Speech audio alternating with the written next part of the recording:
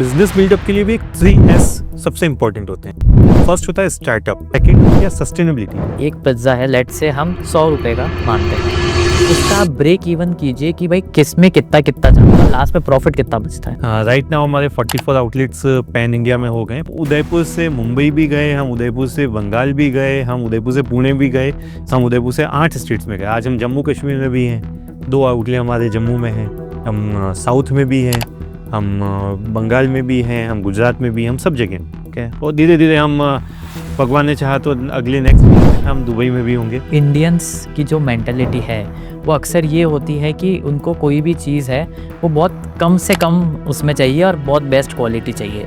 तो when you are setting the price, तो आप वो कैसे डिसाइड करते हो कि भाई ये सब चीज़ें इतने में आ जाएगी? टेस्ट पे आ जाएगा, या फिर इंटीरियर अच्छा कर लिया उस पे आ जाएगा, या आप स्टोरी अच्छी बोल लेते हैं उस पे आ जाएगा। बट कस्टमर को स्टोरी नहीं सुननी है ना। पास्ताज हमने 3 टाइप के पास्ता मैन्युफैक्चर खुद कर रहे हैं, penne pasta, fusilli pasta and macaroni. तीनों टाइप के 100% सूजी, 0% मैदा।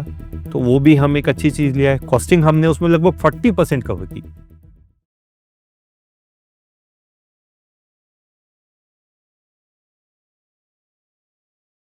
बिफोर कमिंग टू पिज़्ज़ा बस, क्या आपकी कंपनी के बारे में हम बात करें, सबसे पहले मैं जानना चाहूँगा आपके बारे में, ताकि हमको एक बार फाउंडर समझ में आ गया तो धंधा अपने आप समझ में आ जाए। अच्छा, मैं राहुल वीरवाल, मैं उदयपुर राजस्थान से हूँ। पिज़्ज़ा बस्ट हमारी कंपनी है जो रेस्टोरेंट बिजनेस में रन करती है। हम 3 फाउंडर्स हैं ओके जिन्होंने पिज़्ज़ा बस्ट कंपनी को बनाया है, गितेश जी, मनीष जी और एक मैं। ओके। हाँ, हम 3 ब्रदर्स हैं, 2 रियल ब्रदर्स हैं और मैं कज़िन हूँ। दोनों अच्छा। वो गितेश जी, मनीष जी मेरे मामा के लड़के हैं ओके। और मैं उनकी बुआ का। तो हम कज़िन से हम तीनों ने मिलके कंपनी बिल्ड की। और मेरी बैकग्राउंड की बात करें तो मैंने अपनी एजुकेशन केवी प्रताप नगर से कंप्लीट की है ओके। और ग्रेजुएशन की है कॉमर्स कॉलेज से। फिर एलएलबी की है, लॉ कॉलेज से LLB, and MBA in finance किया है। अरे वाह, क्या बात है। तो बॉर्न बॉटम उदयपुर से ही है, सब कुछ उदयपुर से ही, और बिजनेस भी कंपनी भी उदयपुर से स्टार्ट की। ये विजन कहाँ से आया? क्योंकि देखो दुनिया में इतना इनोवेशन हो रहा है, सब कुछ हो रहा है, बट आपने कैसे सोचा कि लेट्स स्टार्ट अ कंपनी और उसको इतना बड़ा बनाएं? देखिए, इतना बड़ा बनाने का स्टार्टिंग में तो नहीं सोचा था, बट हम्म। बिजनेस करना था। हम तीनों ब्रदर सोच रहे थे कि कुछ बिजनेस तो करना है। ओके। अब क्या करना है, हमने पिज्ज़ा बस स्टार्ट किया था मई 2015 में। अच्छा। तब मेरी एज थी 23 एंड हाफ। ओ। अभी मैं 34 की एज है मेरी। अच्छा। ओके। 11 ईयर्स होने वाले हमारे एक ब्रांड को। तो जब 23 मई को हमने स्टार्ट किया 2015 को, उससे लगभग 7-8 महीने पहले हमने डिसाइड कर लिया बिजनेस तो करना है। अच्छा। फैमिली में सब गवर्नमेंट जॉब थे, मदर फादर दोनों गवर्नमेंट जॉब हैं, सिस्टर मेरी गवर्नमेंट जॉब में। तो सबका एक ये था कि नहीं, जॉब करो, एक सेटिस्फाइड है, सेफ है, बिजनेस सिक्योर है, हाँ। सिक्योर है। सही। बिजनेस बैकग्राउंड था नहीं, बट फिर भी मैंने बोला कि नहीं, मुझे बिजनेस करना है। तो ठीक है, हमने बिजनेस सोचा। पहले 8 महीने में लगभग नियर बाय सितंबर अक्टूबर के नियर बाय 2014 में हमने डिसाइड कर लिया बिजनेस करना है। ओके, फिर हमने देखा किस बिजनेस सेक्टर में करना है। हमने सेक्टर डिसाइड किया कि रेस्टोरेंट सेक्टर में करना है, क्योंकि एक ऐसा कुछ नहीं था कि रेस्टोरेंट बिजनेस के खाने का शौकीन थे। हाँ, और हाँ, एक हाँ। ये था कि रेस्टोरेंट एक ऐसी चीज़ है कि धीरे धीरे वो आगे बढ़ेगी। आजकल हर फैमिली वीकेंड्स पे जाती है, वो वीकेंड फ्राइडे सैटरडे संडे हो गया कि घर पे खाना नहीं बनेगा, बाहर तो जाना ही है। का नहीं है, सही बात तो है। एक वो उसको हमने ध्यान में रखते हुए कि यार ये स्केलेबल बिजनेस है, हम्म। अच्छा ग्रो करेगा, और कोई ऑफ सीजन नहीं है इस बिजनेस में। हाँ, ऐसा नहीं है correct। कि इस टाइम पे चलेगा, इस टाइम पे नहीं चलेगा, 12 महीने का बिजनेस है। इसको ध्यान में रखते हुए रेस्टोरेंट बिजनेस फाइनल किया। ओके, फिर हमने सोचा किस कैटेगरी में जाएं, मल्टी क्यूजीन में जाएं या फिर एक स्पेशलिटी रेस्टोरेंट में जाएं। तो हमने एक स्पेशलिटी रेस्टोरेंट को पिक करके पिज्ज़ा को हमने एक मेन प्रोडक्ट बनाया। अच्छा। उसमें थोड़ा हमने ट्विस्टेड करके एक हमारा एक यूएसपी बनाई, एक अनलिमिटेड मील कंसेप्ट, अच्छा। कि आप आइए और सब कुछ खाइए। और सब कुछ खाइए मीन्स कि आप आए हमारे रेस्टोरेंट पे आए। हमने पॉकेट फ्रेंडली प्राइस रख ली। उसमें 2 टाइप्स के सूप, 28 टाइप के स्टार्टर्स, 4 टाइप के पिज्ज़ा, 2 टाइप की garlic bread, sandwich, brownie with ice cream, एक कोल्ड ड्रिंक। स्टार्टर्स में सब कुछ चाइनीज़, इटालियन, आपका पंजाबी हो गया, कुछ नॉर्थ इंडियन में हमने सेगमेंट रख लिया, और बाकी हेल्दी स्टार्टर्स हो गए। वो सब हमने करके एक परफेक्ट कॉम्बो बना दिया। ओके। इस पे हमने वर्क करके थोड़ा-सा वर्क किया। सितंबर से दिसंबर तक हमने कैटेगरी फाइनल कर ली, रेस्टोरेंट फाइनल कर लिया। उसके बाद हम जनवरी स्टार्टिंग से मेन्यू पे लगे, 3 महीने हमने मेन्यू पे मार्च तक फाइनल किया, फिर हम स्पेस फाइनल कर ली और फिर वर्क करना चालू किया। अगर हम बात करें कि अब पिज़्ज़ा बस जो है वो कितना बड़ा ब्रांड बन चुका है? राइट नाउ हमारे 44 आउटलेट्स पैन इंडिया में हो गए, प्रेजेंस इन 8 स्टेट, हम 8 स्टेट में हैं। उदयपुर राजस्थान से निकल के हम राजस्थान, गुजरात, यूपी, एमपी, महाराष्ट्र, कर्नाटक, जम्मू कश्मीर और लेटेस्ट हमने बंगाल, वेस्ट बंगाल में किया है। और 3 आउटलेट्स हमारे अंडर पाइपलाइन में हैं, जो विद इन 1 मंथ हमारा फाइनल हो जाएंगे। ओके। तो जल्दी ही हम 50 आउटलेट्स को कंप्लीट करना चाहते हैं, जो हमारा फर्स्ट फेज़ है। एक हमने टारगेट सेट करा कि पहले 50 आउटलेट कंप्लीट करेंगे, उसके बाद नेक्स्ट टारगेट सेट करेंगे। तो फर्स्ट टारगेट हमारा जल्दी कंप्लीट होने वाला है। जब आप फर्स्ट आपने उदयपुर में अपना आउटलेट खोला, उसके बाद नेक्स्ट आपने कौन-सी सिटी चूज़ करी? हाँ, सबसे पहले हमने आउटलेट खोला, उसके 8 महीने तक हमने नहीं सोचा कि हमें फ्रेंचाइज़ी ओपन करनी है। उस 8 महीने में हमने बहुत कुछ सीखा, रेस्टोरेंट कैसे चलता है, क्या प्रॉब्लम्स आती है, उन प्रॉब्लम्स को कैसे सॉल्व किया जाता है, कम टाइम में कम कॉस्टिंग लगाए हुए कैसे सॉल्व कर सकते हैं, उसको हमने सीखा। क्या एरर्स आते हैं, उनको हमने रेक्टिफ़ाई किया। सब कुछ प्रॉब्लम्स को पेपर पे नोट डाउन किया, उसको पहले पेपर पे सॉल्व कैसे करें उसको किया, फिर प्रैक्टिकली लाइन पे आए।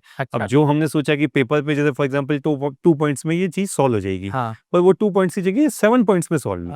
7 दिन, 2 से कोई चीज़ सोची हम इसको 1 दिन में कर देंगे, वो 7 दिन में सॉल्व हुई। तो ऐसा नहीं कि हर चीज़ पेपर पे लिख के और वो होती गई, हमने उसको जब प्रैक्टिकली गई तो टाइम लगता गया। आज हम वो एक दिन की चीज़ को प्रॉब्लम हम 1 से कम टाइम में भी सॉल्व कर लेंगे, हमारे पास एक्सपीरियंस आ गया। तो वो हमने ट्रायल एंड एरर करके उसको रेक्टिफाई करके एक्सपीरियंस पे आए हैं। ओके। तो हमने वो किया, 8 महीने तक हमने सोचा, 8 महीने बाद हमने रेडी हो गए कि हम फ्रेंचाइजी देंगे। और अच्छा। फ्रेंचाइजी क्यों देंगे? मतलब बिज़नेस स्टार्ट करने के 8 महीने बाद हाँ। आप रेडी हो गए? हाँ, हम रेडी हो गए कि हम फ्रेंचाइजी देने के लिए रेडी हैं। अच्छा। उसमें भी हमने ये सोचा कि हम जो हमसे फ्रेंचाइजी लेगा उसको क्या देंगे? वो देंगे जो हमने किया कि इनिशियली जो हमने लगाया हाँ, था। ओके। जो हम जैसे हमारी कॉस्टिंग इनिशियली ज़्यादा आई, वो हमारी फ्रेंचाइजी ओनर को हम नहीं देना चाहेंगे। ओके। एज़ अ फ्रेंचाइज़र हम उनको ये चाहेंगे कि ₹10 की चीज़ 10 में ही मिले, या वो 9.5 में कैसे लाने की कोशिश करेंगे। जो ₹10 की चीज़ हमने ₹15 में खरीदी थी, हाँ, हाँ। बीच में चैनल्स आ गए थे, हाँ। डिस्ट्रीब्यूटर आ गया था, या सुपर स्टॉकिस्ट आ गया था, या मिडलमैन आ गया था। उनको हमने ओवरपास करते हुए डायरेक्ट मैन्युफैक्चरर से टाई अप किया। मैन्युफैक्चरर से हमने एक एग्रीमेंट कर दिया कि हमारी जो साइज़ है, हमें जो चाहिए उस हिसाब से आप बनाओगे, हमारा एक एग्रीमेंट हो गया। तो एक कॉस्टिंग काफ़ी कम हो गई, लगभग 25-30% की कॉस्टिंग हमने उसको कवर से लिया, जो हमने फर्स्ट टाइम बियर की थी। तो हमने ये सोचा जो एज़ अ हमने फर्स्ट टाइम रेस्टोरेंट ओनर जो हमने एक्स्ट्रा कॉस्ट की है, वो हम अपने फ्रेंचाइजी को नहीं देना चाहेंगे। उस पे हमने फर्स्ट फोकस किया। सेकंड फोकस हमने किया कि क्वालिटी और स्टाफ को हम अपने एंड पे ही रखेंगे। इंडिया में बहुत कम फ्रेंचाइजी है जो मैन पावर खुद सप्लाई करती है। अच्छा। पिज़्ज़ा बस्ट उसमें से एक है कि हम मैन पावर हम खुद ही देंगे, और ये हमारी तरफ से कंपल्सरी है। अच्छा। सिर्फ 2 सेक्टर में, एक यूटिलिटी क्लीनिंग और रेस्टोरेंट में हॉस्पिटैलिटी क्लीनिंग, साफ-सफाई और बर्तन धोने। ये इन दोनों के स्टाफ को छोड़ के सारा स्टाफ हम देंगे। अच्छा। किचन, शेफ, हाँ। हेल्पर, डाइनिंग, सुपरवाइज़र, मैनेजर और डाइनिंग कैप्टन, सारा स्टाफ हम देंगे। चाहे किसी आउटलेट पे 15 स्टाफ लग रहा है तो भी हम देंगे, 12 लग रहा है तो भी हम देंगे, जितना भी लग रहा है। अच्छा। और ये कंपल्सरी है हमारी तरफ से, ये एग्रीमेंट में मेंशन होता है। और हमारी तरफ से कुछ चीज़ें जो कंपल्सरी होती है फ्रेंचाइजी लेने के लिए, वो उसमें फर्स्ट पॉइंट यही आता है। Okay. Reason behind it staff हमें देने का कि हमें पता है कॉस्टिंग कैसे कवर करनी है, वेस्टेज नहीं होना चाहिए, और रेस्टोरेंट लाइन में स्टाफ सबसे इम्पोर्टेंट चीज़ है। सही बात है। आज आपने हायर किया, कल चला गया, हाँ, आप क्या करेंगे? करेंगे, सही बात है। और ऐसा नहीं है कि हमारा स्टाफ नहीं जाएगा। ऐसा नहीं है कि कुछ हमने उसको गवर्नमेंट एम्प्लॉय की तरह रख लिया कि तू आज हमारे पास आ गया, 60 साल की एज तक तू हमारे हाँ, पास ही है। रहे। ऐसा नहीं है। सही बात। वो 4 साल बाद भी जा सकता है और 4 दिन बाद भी जा सकता है, बट उसका रिप्लेसमेंट हम खुद देंगे। ओके। जो रेस्टोरेंट बिज़नेस होता है वो सबसे टफ होता है, क्योंकि उसमें बहुत सारी प्रॉब्लम्स आती है, हर्डल्स आते हैं। आपने एक जैसा आपने बताया कि आपने एक फ़ॉर्मूला बना लिया, सब कुछ बना लिया, लेकिन आपका जो टारगेट मार्केट है वो उसी जगह पर है, उसके बियॉन्ड नहीं है। तो जब आप इस टाइप की चीज़ करते हो, तब आपको ऐसा नहीं लगता कि भई इसको अब हम कैसे स्केल करें? क्योंकि क्या है कि एक सर्टेन कहीं न कहीं पे रेस्ट्रिक्शन तो आ ही जाती है। बिल्कुल। एक बिज़नेस अपन सिर्फ रेस्टोरेंट बिज़नेस को नहीं माइंड में रखते हुए अपन ये कहें कि एक बिज़नेस बिल्डअप के लिए भी एक 3 एस सबसे इम्पोर्टेंट होते हैं। ओके। फर्स्ट होता है स्टार्ट, जो भी आप बिज़नेस स्टार्ट करना चाहते हैं। जैसे अपन रेस्टोरेंट की ही बात करें, आप रेस्टोरेंट बिज़नेस स्टार्ट करना चाहते हैं तो वो कहाँ करेंगे, कैसे करेंगे, क्यों करेंगे और कौन सी जगह पे करेंगे। अच्छा, वो हो गया। सेकंड हो गया सस्टेनेबिलिटी। ओके। आपने स्टार्ट तो कर दिया, अगर आपका बिजनेस सस्टेन हो गया, 1 साल तक आपका कैश फ्लो आ गया, आपके जेब में पैसा आ रहा है, ऐसा नहीं कि खाली बुक्स में दिख रहा है, हाँ, आप घर पे कुछ ले जा ही नहीं रहे हो, ले जाना भी ज़रूरी है। सही बात है। कैश फ्लो आपका मेंटेन हो रहा है, आप आपके खर्चे अच्छे से निकाल रहे हैं, सैलरी टाइम पे दे रहे हैं, सब कुछ एक्सपेंसेस कवर अप, कोई आपकी क्रेडिट नहीं है, तो आप सस्टेन करके उसके बाद आप स्केल कीजिए। हमारा बिल्कुल फिक्स फॉर्मूला है, ट्रिपल एस पे हम वर्क करते हैं, स्टार्ट, सस्टेन एंड स्केलिंग। हमने इसी को ध्यान में रखते हुए स्केल किया है। आप ऐसा नहीं कि पहले स्केलिंग के लिए सोच लिया फिर आप हाँ, सस्टेन के बारे में सोचा, ओके। फिर आप आगे डिलीवर ही नहीं कर पाएंगे। जो हमारे पेरेंट्स की या उनके पहले की जनरेशन है, एक ट्रस्ट का जो फैक्टर होता था वो उस पे काफ़ी डिपेंडेंट रहती थी। जैसे कि एक मैं आपको एग्जांपल देता हूँ, हमारे यहाँ उदयपुर का ही एक ब्रांड है, बाटली वाला करके, जो कि लगभग 100 साल पुराना है। तो मेरी जो दादी थी वो कहती थी कि भाई ड्राई फ्रूट्स लाने हैं तो बाटली वाले के वहीं से लाने हैं। इवन पेरेंट्स का भी सेम है कि भाई हाँ, हम लाएँगे तो वहीं से, क्योंकि it's a 100 year old business, वैसी वाली बात है। लेकिन जो आज की जनरेशन है, जो कि हर चीज़ पे एक्सपेरिमेंट करती है, तो उस टाइप की जो ऑडियंस है उसको केटर करने के लिए क्या आपको लगता है कि same type of food, same type of variety, same type of taste 20-25 साल तक मेंटेन करना सही है? बिल्कुल सही है। जैसे अपन ब्रांड बिल्डअप और ट्रस्ट की बात करें तो जैसे सबवे 1960 के नियर बाय ओपन हुआ था। हाँ, आज लगभग 15 से 50 से 60 हज़ार आउटलेट्स हैं उसके ऑल ओवर वर्ल्ड में। राइट। मैकडॉनल्ड्स नियर बाय 1970 के आसपास बिल्डअप हुआ हुँ, और आज उसके लगभग 20-25 हज़ार के आसपास आउटलेट्स हैं ऑल ओवर वर्ल्ड। हुँ, सबवे सब सी दे रहा है पूरे इन वर्ल्ड में। थोड़ा बहुत टेस्ट को चेंजेस कर देता है, कहीं वेज देना है, कहीं नॉन वेज देना है और जो भी सॉसेस में 5 टू 10% का डिफरेंस रहता है। हाँ। मैकडॉनल्ड्स भी यही कर रहा है, मेनली फोकस उनका बर्गर पे है। हुँ, ऐसा नहीं है कि वो इंडिया में बर्गर दे रहा है, दूसरी जगह वो पिज़्ज़ा दे रहा दे है। रहा है, हाँ, पूरे वर्ल्ड में एक ही चीज़ दे रहा है। सही तो बात है। उन्होंने ब्रांड बिल्डअप किया। इसी तरीके से हम भी वही कर रहे हैं।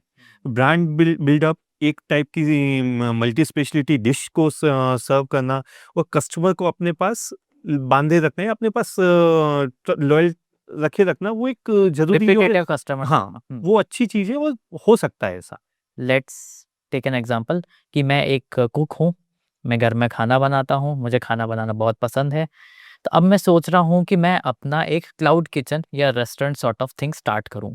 बहुत ही बेबी स्टेप से, बिल्कुल आप बेसिक से बताना।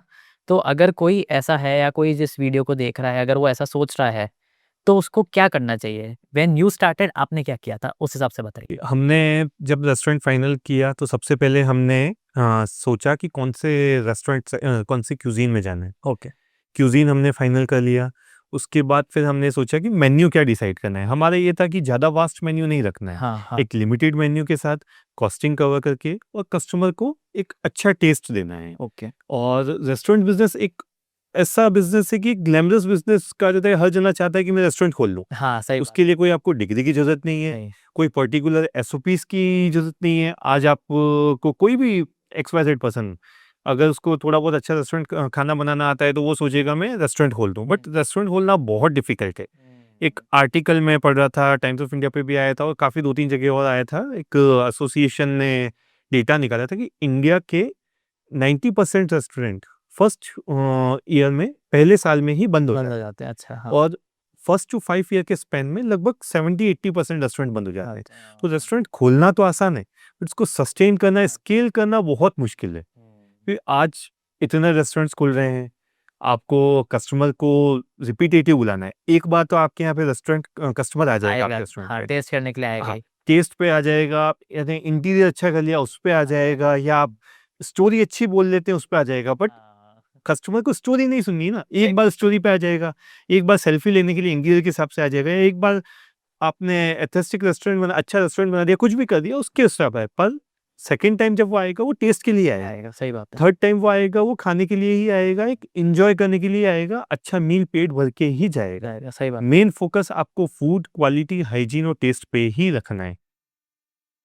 तो मेनली सबसे इम्पोर्टेंट चीज़ है कि आपको सबसे पहले आपने जगह फाइनल कर ली, क्यूज़ीन फाइनल कर लिया और मेनली चीज़ आपको कॉस्ट पे कवर करनी है। हुँ, ऐसा नहीं है कि जैसे आपको फॉर एग्ज़ाम्पल आपने 500 स्क्वायर फीट की जगह आपने 1000 स्क्वायर फीट खोल दिया, हाँ, वो भी नहीं करना है, उससे आपकी कॉस्ट बढ़ेगी। बढ़ेगी। आपको सबसे पहले इन्वेस्टमेंट तो बढ़ेगी ही, क्योंकि जहाँ आपको 10 टेबल रखने थे आपको 15 रखने। खड़े, हाँ, सही बात। फिर आपको वेरिएबल कॉस्ट आपकी रनिंग कॉस्ट बढ़ेगी कि आपको स्टाफ जहाँ 500 स्क्वायर फीट में जहाँ आपको 6 की स्टाफ की नीड थी, आज आपको 10 रखने पड़े। हाँ 4 स्टाफ की आपको सैलरी ज़्यादा बढ़ानी है, सही बात। आपकी कॉस्टिंग जो आपको इन्वेस्टमेंट है वो आपका बढ़ गया, कॉस्टिंग आपकी बढ़ गई, आपको सेल इंक्रीज करने के लिए फिर मार्केटिंग में हर चीज़ में आपको ज़्यादा खर्चा करना पड़ेगा। तो पहले आपको एक लिमिटेड एरिया से ट्राई कीजिए, अगर आपका वो सक्सेसफुल हो जाता है तो आप धीरे धीरे उसको स्केल कीजिए, एरिया बढ़ाइए, दूसरा आउटलेट और खोलिए। एक आपने ए जगह खोला है तो 20 पे जगह पे खोलिए। तो काफ़ी मेन छोटी-छोटी चीज़ें इसको ध्यान में रखना पड़ता है अपने को। कॉस्टिंग आप क्वालिटी पे फ़ोकस कीजिए। ऐसा नहीं कि जैसे आपको कॉस्टिंग कवर करने के चक्कर में ₹100 की चीज़ आप ₹50 में कम क्वालिटी वाली डाउनग्रेड की चीज़ ले रहे हैं, उस पे भी नहीं करना है। और ऐसा नहीं करना है कि मार्केट में ज़्यादा पैसा प्रॉफ़िट को इंक्रीज़ करने के लिए जो पूरा मार्केट आपको ₹100 की चीज़ दे रहा है, आप उसको सीधा ₹500 में चले जाएँ। हाँ हाँ वो नहीं होगा। जैसे हमारा ये रहता है कि हम टर्नओवर पे वर्क करते हैं, नंबर ऑफ स्वीपर्स हमें चाहिए। अच्छा। ऐसा नहीं कि जैसे फॉर एग्ज़ाम्पल जैसे ये दोनों पानी की बॉटल है, इस पे हम ये हमारी ₹500 की है, इस पे हम ₹100 कमाएँगे, पर ये हम 2 ही बेच पाएँगे। ओके इससे अच्छा हमारा फ़ोकस ये रहता है कि हम इसको 1000 बेचें, भले इस पे ₹5 की कमाई हो। ओके तो नंबर ऑफ कस्टमर्स जब आपके आएँगे तो आपका टर्नओवर बढ़ेगा, रेवेन्यू बढ़ेगा, प्रॉफ़िट अपने आप बढ़ेगा। तो इस हिसाब से हम वर्क करना चाहते हैं। कुल मिला के हाँ। वॉल्यूम आपको बढ़ाना है। कम जने को कैटर करने से अच्छा आप ज़्यादा पॉपुलेशन को कैटर करें, प्रॉफ़िट आपका अपने आप बढ़ेगा, आपको सीखने को मिलेगा, फूड कॉस्ट कवर होगी। डू यू एग्री कि जो इंडियंस हैं, जो इंडियंस की मेंटालिटी है, वो ये होती है कि अगर वो कहीं पर भी जाते हैं, तो अगर उनको थोड़ा लंबा ड्यूरेशन के लिए कोई चीज़ मिलती है, जैसे फॉर एग्ज़ाम्पल मैं एक सिंपल इसको कर देता हूँ। फॉर एग्ज़ाम्पल मैं चाय पीने गया, तो मैं किसी भी टपरी पे जाऊँ या किसी फूड जॉइंट पे जाऊँ या किसी ब्रांडेड जैसे चाय पॉइंट है, चायोज़ है, वहाँ पे जाऊँ। पर मेरे को पता है कि भई इसको बनने में 10 से 15 मिनट लगेंगे। उससे ज़्यादा अगर टाइम लगता है तो भई मैं वहाँ नहीं वेट करूँगा क्योंकि मेरे को पता है। जी। तो आपको क्या लगता है कि जो इंडियन कंज़्यूमर है उनको बिठा के वेट कराना चाहिए ताकि उनको उस फूड की वैल्यू बढ़े या फिर उनको जल्दी सर्व कर देना चाहिए? देखिए वेट कराना कस्टमर को ये हमारी फ़िलॉसफ़ी तो नहीं है।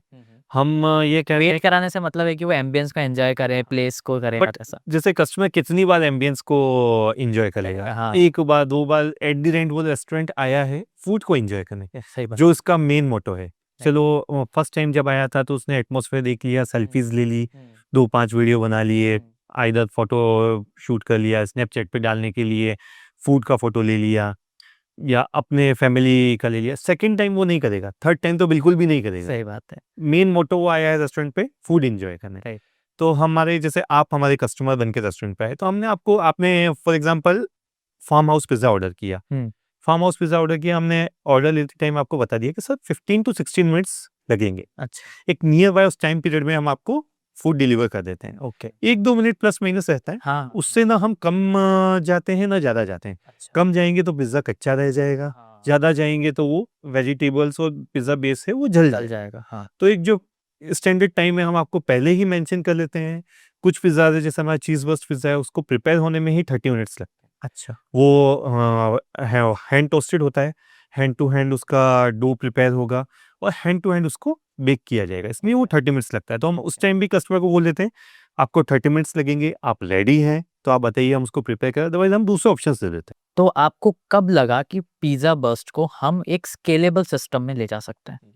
जैसे 23 मई 2015 को हमने स्टार्ट किया, हुँ। नियर बाय नवंबर दिसंबर 2015 तक हमने डिसाइड कर लिया कि अब हमें रेस्टोरेंट चलाना आ गया है। अच्छा, और ऐसा नहीं कि 100%, हाँ। किसी को भी आज भी हम मानते हैं कि हमें 100% नहीं आया है। आज भी हम हर जगह से कुछ ना कुछ सीखने को लेते हैं, चाहे वो हमारा वेटर हो, चाहे वो हमारा मैनेजर हो, और कोई हमें अच्छी चीज़ एडवाइस देगा तो हम उसे पॉजिटिव वे में लेते हैं। राइट। तो हमें एक लग गया कि ठीक-ठाक हमें रेस्टोरेंट चलाना आ गया है, हुँ। उससे हम सस्टेन हमने कर लिया है। अब स्केल की बारी है। ओके। तो सबसे पहले हमने पेपर वर्क स्टार्ट किया, स्केल करेंगे, कैसे करेंगे, एग्रीमेंट होगा तो कितने ईयर्स का एग्रीमेंट होगा, हम क्या-क्या सर्विसेज़ देंगे, कैसे कस्टमर को हम कन्वर्ट करेंगे, हुँ, हुँ। जो हमसे फ्रैंचाइज़ी लेने आया है, ओके। क्यों लेगा? क्योंकि अभी हमारा सिर्फ एक आउटलेट, हाँ, फर्स्ट आउटलेट से 5th आउटलेट या 10th आउटलेट तक जाने में बहुत प्रॉब्लम आती है। क्यों आती है? ये आती है रीज़न कि ट्रस्ट बिल्डअप नहीं होता है। अच्छा, आज जैसे मैं आपसे फ्रैंचाइज़ी लेने आया, हाँ, आपने अभी तक कोई फ्रैंचाइज़ी नहीं दी है, आप देने के लिए रेडी हैं हाँ, और आप बहुत अच्छा कर रहे हैं। हाँ, आप बहुत अच्छा कर रहे हैं हर फील्ड में, आपके कस्टमर्स भी हैं, क्वालिटी दे रहे हैं, टेस्ट दे रहे हैं, आपके रिव्यूज़ अच्छे हैं, जनरल पब्लिक से आप पूछ रहे हैं तो भी वो आपको पॉजिटिव रिव्यूज़ दे रहे हैं। बट फिर भी मैं जब 30-35 लाख रुपए लगाऊंगा तो मुझे ये लगेगा कि यार इनका तो एक भी आउटले नहीं है। हाँ, सही बात है। हाँ, फर्स्ट करना हाँ, it's very difficult. First to 5 बहुत डिफिकल्ट है, first, second, third, fourth, fifth वो एक ऐसा है कि आपको ट्रस्ट आगे चल के दिलाना पड़ेगा। अच्छा।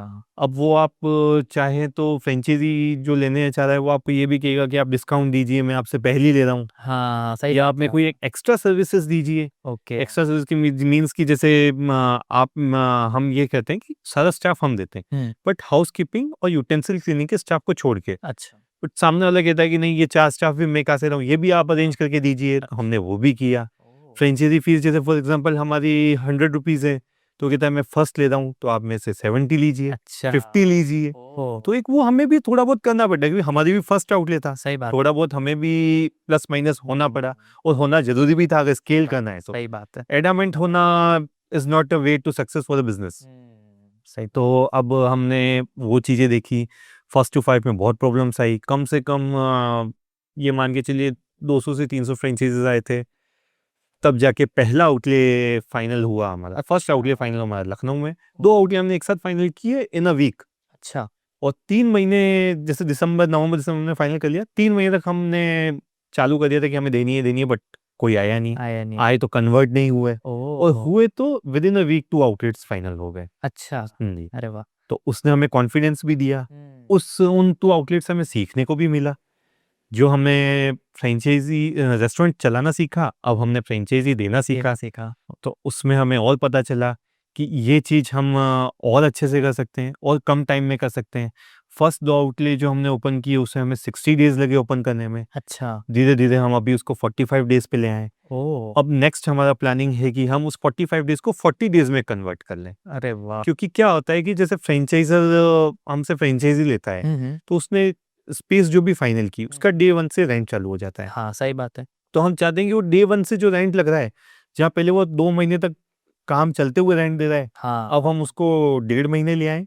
धीरे-धीरे हम उसको 1 महीना 7 दिन तक पे ले आएँगे। वाओ! कि जितना कॉस्ट वो कम कब करेंगे, करेंगे? सही बात उस है। पे अच्छा रहेगा। प्लस अभी हम ब्रांड बन गए हैं, तो हम डायरेक्ट ओनर से भी बात करते हैं अच्छा। कि एक आप हमें 60 डेज़ का लेआउट पीरियड दीजिए, फिट आउट पीरियड दीजिए। अच्छा। फिट आउट पीरियड में ये होता है कि हमारा रेस्टोरेंट इस टाइम पे काम करेगा, आप रेंट नहीं लेंगे हमसे, या रेंट लीजिए तो एक नॉमिनल रेंट की 20% 25% आप रेंट लीजिए, अच्छा। और जिस दिन से हमारा रेस्टोरेंट चालू हो जाए या फिर 2 मंथ्स व्हिचएवर इज अर्लियर, अच्छा। तब से आप रेंट चालू कर दीजिए। तो एक वो भी एक इम्पैक्ट पड़ता है कि यार 30 जो 43-44 आउटलेट्स हैं, तो जो लैंडलॉर्ड हैं वो भी एक मानते हैं कि यार हमारी जगह पे ब्रांड आ रहा है। हाँ, सही बात अच्छा, जब ब्रांड आता है तो उनकी बिल्डिंग की भी वैल्यू बढ़ती बढ़ती है, है, सही बात। और उनको भी आता है कि हमारी प्रॉपर्टी पे ये आ रहा है, तो दूसरी उनकी ground floor, first floor, second floor पे वो जो जगह खाली होगी वहाँ पे उनकी उस बिल्डिंग की वैल्यू बढ़ेगी। बढ़ेगी, सही बात। तो एक बहुत इम्पैक्ट आता है एक ब्रांड आने से। ओके।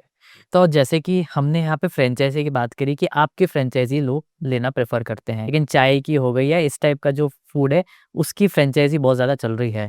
तो अगर आप होते तो आप किसकी लेते? बिल्कुल, जैसे आजकल देखें तो चाय वाला जो भी है लगभग 200-200, 300-300 आउटले होंगे। हाँ।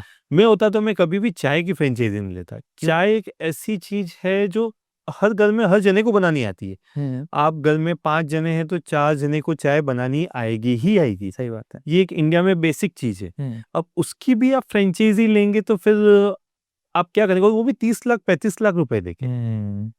आप 300-400 स्क्वायर फीट में आप चाय की फ्रेंचाइज़ी ले रहे हैं। उससे अच्छा आप हमसे 30-35 लाख में हमसे फ्रेंचाइज़ी लीजिए। हम आपको आरओआई 12 मंथ्स में लाके दे देंगे, और एक ऐसा फूड दे रहे हैं जो एवरी जनरेशन के लिए है हमारे पास। 5 साल की एज से लेके 70 इयर्स की एज तक के कस्टमर्स को हम हैपीली कैटर करते हैं। ओके। काफ़ी अच्छे कस्टमर्स हैं हमारे एज में भी, जो सीनियर सिटीजन्स में भी हैं, जिनके लिए हमने हेल्दी सैलेड्स रख रखे हैं। पिज़्ज़ाज़ भी प्रेफ़र करते हैं वो हमारे। अभी हम हेल्दी बेस ले आए हैं, जैसे हमने मल्टीग्रेन बेस ले आए हैं अभी हम। अच्छा। जी। उसमें जैसे मैदा नहीं है बिल्कुल भी, हुँ, हुँ। बेस कुछ भी नहीं है, हम अपना बेस खुद बनाते हैं। अच्छा, थोड़ा इसके बारे जैसे में हाँ, बताइए? मैं एक ऐड करता हूँ, हमारे हर आउटलेट पे pizza base, bread, loaf, brownie वहीं पे बनेगी। अच्छा। कुछ भी चीज़ बाहर से परचेज़ नहीं होती है। ओह! आप चाहे उदयपुर के आउटलेट पे आ जाएँ, हमारे जम्मू के आउटलेट पे जाएँ, वेस्ट बंगाल के जाएँ या कर्नाटक के जाएँ, कहीं पे भी जाएँ, पिज़्ज़ा बेस हमारे वहीं पे बनेंगे, सैंडविच वहीं पे बनेगा, लॉफ वहीं पे बनेगा, ब्राउनी वहीं पे बनेगी। ओके। फ्रेशनेस रहती है, टेस्ट रहता है, क्वालिटी मेंटेन रहती है। हम बाहर से परचेज़ नहीं करते हैं। पर ऐसा नहीं होता कि जैसे अब महाराष्ट्र का पानी अलग है, जम्मू का पानी अलग है, तो बहुत देखिए, चेंज आता होगा? रेसिपीज़ हमारी फिक्स है। फॉर एग्ज़ाम्पल जैसे हमारे हर आउटलेट पे डो हम खुद प्रिपेयर करते हैं। हुँ। अब हर आइटम की, हर रेसिपी की हमारी फिक्स्ड इंग्रीडिएंट्स हैं। अच्छा। डो में कितना एमएल वाटर जाएगा, कितना एमएल ऑयल जाएगा, कितना एमएल सॉल्ट जाएगा, कितना एमएल कितना क्वांटिटी में शुगर जाएगा, अच्छा। सब फिक्स्ड है। ओके। और हर आउटलेट पे वो फिक्स्ड मेज़रमेंट के साथ ही जाता है। वेइंग मशीन में वो एक कैलकुलेट हो जाता है, उस हिसाब से वो जाता है। ऐसा नहीं कि रफ रेशियो लेके उसने हाथ हाँ, में लिया और डाला, डाल ऐसा दिया। नहीं। अच्छा, ओके। मेजर होगा, वो डलेगा और हर आउटलेट पे ओके। ये फिक्स है। ऐसा डो में ही नहीं, हुँ। सैलेड्स में भी, पिज़्ज़ा बेस में भी, गार्लिक ब्रेड्स में भी, एवरीथिंग सब कुछ हमारा फिक्स्ड है। ओके। जी। हम ऑयल डालते हैं तो ऑयल हम पाम ऑयल यूज़ नहीं करते हैं, हुँ। किसी भी आउटलेट्स पे। ओके। आप हमारे कहीं भी आउटलेट पे चले जाइए, पाम ऑयल नहीं है। हम अपने सॉसेस खुद मैन्युफैक्चर करते हैं। अरे वाह! कैसे? जी। थोड़ा बताइए इसके बारे में। बिल्कुल, हमारे सॉसेस जैसे 10 टाइप के सॉसेस हैं हमारे पास। ओके। जैसे cheese sauce, pizza pasta sauce, आपका तंदूरी मेयो, हुँ। मेयोनीज़, एक्स्ट्रा जो भी और हो गए, chilli garlic sauce, schezwan sauce, ये सब हम खुद मैन्युफैक्चर कराते हैं। अहमदाबाद में हमारी मैन्युफैक्चरिंग फैसिलिटी है। ओके। हमने टाई अप कर रखा है, वहाँ पे हम मैन्युफैक्चर कराते हैं। उसमें भी हमने प्रिजर्वेटिव्स नहीं डाल रखे हैं, कलर नहीं है और पाम ऑयल नहीं है, विदाउट पाम ऑयल। ओके। और कॉस्टिंग जो हम ये हम मैन्युफैक्चरिंग फैसिलिटी पे हैं लास्ट 3 ईयर से। उससे पहले जो हमें जो चीज़ सॉसेस हमें 130 में पड़ते थे, हम ₹100 में आ गए। कॉस्टिंग हमने कवर कर ली। हम पाम ऑयल वाले सॉसेस ले लेते हैं, अब हम सीधा राइस ब्रान ऑयल वाले सॉसेस पे आ गए। विदाउट एडिटिव्स आ गए, हुँ। Plus fresh. अच्छा। हर मंथ मैन्युफैक्चर होता है, हर आउटलेट पे डिलीवर हो जाता है। 15, 20, 25 दिन का एक चला जाता है उनके पास स्टॉक। हुँ। वापस एक रोटेशन बेसिस पे कि हमें पता है इस आउटलेट पे, वेस्ट बंगाल के इस आउटलेट पे, सिलीगुड़ी में जैसे एग्जांपल है हमारा हाँ। आउटलेट है। इस आउटलेट पे 20 डेज़ में स्टॉक फिनिश हो जाएगा, तो हम 15 दिन में भेज देते हैं। 5 दिन का एक टाइम पीरियड लेके। ओके, बफर में रखते हो हाँ, आप इतना। ओके। नवी मुंबई में हमारा 15 दिन में फिनिश हो जाएगा, तो हम लगभग 12 दिन में भेज देते हैं। ऐसा हमारा है। सॉसेस सारे हम खुद मैन्युफैक्चर करते हैं, पास्ता हम खुद मैन्युफैक्चर करते हैं, 100% सूजी। अच्छा। जी, सब जगह हमारा खुद ही जाता है। इससे हमने क्या किया कि फ्रेंचाइज़र को फ़ायदा हुआ। एक वो डिस्ट्रीब्यूटर से ले रहा था, अब डिस्ट्रीब्यूटर से ले रहा था तो क्या पड़ रहा था कि मैन्युफैक्चर बनाता है, हाँ। बीच में सुपर स्टॉकिस्ट आता है, डिस्ट्रीब्यूटर आता है और फिर आपको मिलता मिलता है। है, हाँ। तो बीच में 3 चैनल हो गए। अब ओके। 3 चैनल अगर 7-7% उनका मार्जिन भी रखेगा, जो कि लेना बिल्कुल सही है, सही क्योंकि बात वो भी बिज़नेस करने बैठे सही हैं। बात है, वो भी रखेंगे हाँ, स्टॉक आप। तो 7 इंटू 3 21% तो आपका मार्जिन बढ़ गया। बढ़ ही गया, कुछ भी करके। और फिर वो आएगा तो फ्रेश नहीं रहेगा, हाँ। क्योंकि देखो मैन्युफैक्चर के यहाँ से सुपर स्टॉकिस्ट के पास गया, फिर डिस्ट्रीब्यूटर के पास आया, फिर आपके पास आया। और एक होता है कि हम डायरेक्ट मैन्युफैक्चर हैं, हम डायरेक्ट ही आउटलेट पे भेज रहे हैं। ओके। तो सबसे पहली बात कि ये 21% का जो मार्जिन है वो बच गया। तो विन विन सिचुएशन ये आ गई कि एक तो क्वालिटी हमारे हिसाब से, टेस्ट हमारे हिसाब से जो हमें टेस्ट चाहिए, कि शेज़वान में हमें स्पाइसीनेस चाहिए। जैसे पहले हम जो शेज़वान से डाल रहे थे उसमें 7% शुगर आती थी, अच्छा। अभी हम 0% शुगर के साथ शेज़वान सॉस बना रहे हैं। ओह! टोमेटो सॉस पहले जो मार्केट में आता था, जो हम लेते थे, जो भी एक्सक्लूसिव ब्रांड का, उसमें लगभग 3% आता था। अच्छा। अभी हम 8% पे वर्क कर रहे हैं। ओह! पिज़्ज़ा पास्ता सॉस में हम 2 टाइप के बना रहे हैं, एक विदाउट गार्लिक ऑनियन, एक विद गार्लिक ऑनियन। अच्छा। तो जो हमारे कस्टमर जैन में हैं, उनको जैसे जैन पिज़्ज़ा चाहिए, अब हमने टॉपिंग्स तो विदाउट जैन वाली डाल दी, सॉरी। जैसे ऑनियन नहीं डाला, मशरूम नहीं डाला, जो भी एक्स-वाई-ज़ेड जैन जैन का जो है डाल दिया। वो कर दिया, बट सॉस का क्या करेंगे? हाँ। तो अब हम सॉस पिज़्ज़ा पास्ता सॉसेस में भी वो लिया है कि विदाउट ऑनियन गार्लिक। अच्छा। जी, हाँ, ओके, खुद का है तो आप खुद भी उसमें बिल्कुल। कर सकते हैं मॉडिफिकेशंस। और कॉस्टिंग 30% के आसपास में हमने कवर कर ली, टेस्ट हमने बेटर कर लिया, और सबसे अच्छी चीज़ कि पाम ऑयल को नहीं करके एक हेल्थ सेक्टर को भी हम उसमें ले आके राइस ब्रान ऑयल को हम ऐड कर रहे हैं। ओके। और पास्ताज़ हमने 3 टाइप के पास्ता हम मैन्युफैक्चर खुद कर रहे हैं, penne pasta, fusilli pasta and macaroni. अच्छा। तीनों टाइप के 100% सूजी, ओह! 0% मैदा। तो वो भी हम एक अच्छी चीज़ लिया है। कॉस्टिंग हमने उसमें लगभग 40% कवर की। वॉव! और हम मैन्युफैक्चरिंग फैसिलिटी हमारी पास्ता की जयपुर में है और सॉसेस की हमारी अहमदाबाद में है। सीधी मैन्युफैक्चरिंग फैसिलिटी से, जैसे ऑर्डर आया इस एक्स-वाई-ज़ेड आउटलेट से, नवी मुंबई के आउटलेट से ऑर्डर आया, या पुणे के आउटलेट से ऑर्डर आया, ऑर्डर आ जाता है 7 डेज़ में, हमारा मैन्युफैक्चर हो जाता है। ऐसा नहीं कि हमारे पास बैकएंड में रहता है। हाँ, ऑर्डर आया उसके 7 डेज़ में फ्रेश आप उसको हाँ, बनाते हो बिल्कुल। Depending on the demand. बिल्कुल, ओके, कोई भी चीज़ पड़ी नहीं रहेगी। ओके। ऑर्डर आया उसके 7 दिन में मैन्युफैक्चर हो जाएगा, फिर हम सीधा आउटलेट पे, पुणे के आउटलेट पे ही डिलीवर कर देंगे। ऐसा नहीं कि अच्छा। पहले हेड आउटलेट पे आया हाँ, फिर वहाँ से वहाँ हाँ, जाएगा। ओके। और रही बात की क्वालिटी टेस्ट की, तो जब मैन्युफैक्चर होता है तो हमारे यहाँ से हमारा जो ऑडिट मैनेजर है वो 7 दिन वहीं पे रहेगा। अच्छा। जब भी मैन्युफैक्चरिंग होगी हमारा मैनेजर है, ऑडिट मैनेजर वहाँ पे रहेगा। पैकिंग के टाइम पे हमारी टीम वहाँ पे रहेगी, और जब डिस्पैच होगा तो भी हमारी टीम वहाँ पे रहेगी। तो अच्छा। हर चीज़ पे मॉनिटरिंग करना एक हमारा ये स्टैंडर्ड एसओपी है। हम आरओआई की बात करें कि अगर कोई पिज़्ज़ा बर्स्ट की फ्रैंचाइज़ी लेता है, तो आरओआई आने में उसको कितना टाइम लगेगा? बिल्कुल, जैसे पिज़्ज़ा बस्ट की फ्रैंचाइज़ी हम जैसे आरओआई या पेबैक पीरियड जो भी आप बोलें, हुँ, आपने जैसे 30 लाख रुपए इन्वेस्ट किए, 30 लैक्स आपने इन्वेस्ट किए, जो ओके। एक एवरेज फ्रैंचाइज़ी इन्वेस्टमेंट अमाउंट है हमारे लिए। हुँ। 30 लैक्स 30 से 32 लैक्स में हम रेस्टोरेंट पूरा कंप्लीट करके देते हैं। अच्छा, कंप्लीट में आप क्या-क्या देते हो? जी, जैसे मैं आपको बताता हूँ, आप हमारे पास आए फ्रैंचाइज़ी लेने के लिए फॉर पुणे सिटी। ठीक है। पुणे सिटी के लिए हमें आपसे चाहिए 1200 square feet minimum carpet area. अच्छा। उससे बड़ा हो तो well and good. Hmm, hmm. Otherwise 1200 square feet में हम एप्रोक्सिमेट 60 की सीटिंग कर देंगे। ओके, अनलिमिटेड मील कंसेप्ट का पूरा सेटअप करेंगे। ओके। इसमें 30 लैक्स का इन्वेस्टमेंट आएगा। इसमें equipments, staff, interior, furniture, machinery, cutlery, lighting, A to Z everything complete हो गया। और इसमें हमारी तरफ से आपको कंपल्सरी है तो सिर्फ स्टाफ लेना। अच्छा। बाकी ऐसा नहीं कि कुछ फ्रेंचाइज़ी होती है कि नहीं, आप इंटीरियर भी हमसे कराएँगे, हाँ, हाँ, हाँ। एसी भी हमसे लेंगे, फर्नीचर भी हमसे लेंगे। हम कहते हैं कि जो चीज़ हम आपको हम कोटेशन आपको दे देते हैं हर चीज़ हुँ, का। हुँ। हमारी अगर वो कॉस्टिंग ₹100 पड़ रही है और आपको वो 90 में पड़ रही है, तो हम आप कहते हैं आप खुद लीजिए। ओके। 90 छोड़ के 99 में भी अगर ₹1 का भी 1% का भी डिफरेंस आता है, तो हुँ, हम हुँ। कहते हैं कि आप आपके एंड से लीजिए। ओके। और पर एक चीज़ कंपल्सरी, स्टाफ। अच्छा। स्टाफ हमसे ही रहेगा। आपने कर लिया, एग्रीमेंट हो जाता है आपका और हमारे के बीच में। आपकी कंपनी और हमारी कंपनी के बीच में एग्रीमेंट हो जाएगा। एग्रीमेंट होने के बाद हम वर्क स्टार्ट कर लेंगे, आपसे लेआउट लेंगे। जो भी आपने लोकेशन फाइनल की, उस आइदर ग्राउंड फ्लोर पे, फर्स्ट फ्लोर पे हुँ, उस हुँ। एरिया का लेआउट आ जाएगा। ओके। लेआउट पे हम एक 2D लेआउट डेवलप करेंगे कि कहाँ पे फर्नीचर आ रहा है, सीटिंग कितनी आ रही है, किचन कैसा बन रहा है, वास्तु के हिसाब से हम पूरा बना देते हैं। यहाँ पे मैं आपको थोड़ा-सा इंटरप्ट करूँगा। जैसे आपने पुणे का एग्ज़ाम्पल लिया कि 1200 स्क्वायर फीट का है, तो ये सिटी वाइज़ डिफरेंट रहता है या इट्स 1200 इज़ ये सेम? एक 1200 स्क्वायर फीट एरिया हमें कंपल्सरी चाहिए ही चाहिए। अच्छा, जी, सिटी वाइज़ ऐसा कुछ भी नहीं है। ओके। 1200 में रीज़न भी आई डिड 1200 का कि 400 क्योंकि में अगर हमारा हम किचन होता मुंबई में कोई अच्छी जगह पे 1200 लेने जाएँगे, तो वो तो करोड़ों में भी जा है। सकता बिल्कुल, बिल्कुल। जैसे मुंबई में हमारा है एक 200 square feet, sorry 2000 square feet पे एक हमारा आउटलेट है। है। ओके। एक 2300 स्क्वायर फीट पे है। अच्छा। नवी मुंबई में 2 आउटलेट हैं, दोनों हमारे लगभग 2000 प्लस स्क्वायर हुँ, फीट हुँ, पे हुँ। हैं। ओके। रैंट भी अच्छा है, बट वहाँ पे हमने थोड़ी प्राइसिंग ज़्यादा रख रखी है। जैसे उदयपुर में हमारी प्राइस है 250 एंड 275। अच्छा, पुणे में हमारी प्राइसिंग है 275 एंड 299। अच्छा। वहीं मुंबई में हमारी है 300 एंड 350। ओके। हमें प्राइस डिसाइड हम खुद करते हैं, क्योंकि एट द एंड आपने हमसे फ्रेंचाइजी ली है तो प्रॉफिट की रिस्पॉन्सिबिलिटी भी हमारी है। राइट। हमें आपको पेबैक पीरियड लाके देना है हुँ, लगभग हुँ। 12 मंथ्स में। अच्छा। आज आपने 30 लाख इन्वेस्ट किया, हुँ, हुँ। तो हमारा टारगेट है कि हम आपको 12 मंथ्स में लाके दे देंगे। ओके। 10% टाइम प्लस माइनस रहता है। हाँ, हाँ। माइनस तो बहुत कम रहता है। हाँ, हाँ। एक एवरेज 12 से 15 महीने, मैक्सिमम 15 मंथ्स के टाइम हुँ, स्पेंड पीरियड में हम आपको पेबैक पीरियड लाके देते हैं, जो बहुत अच्छा है।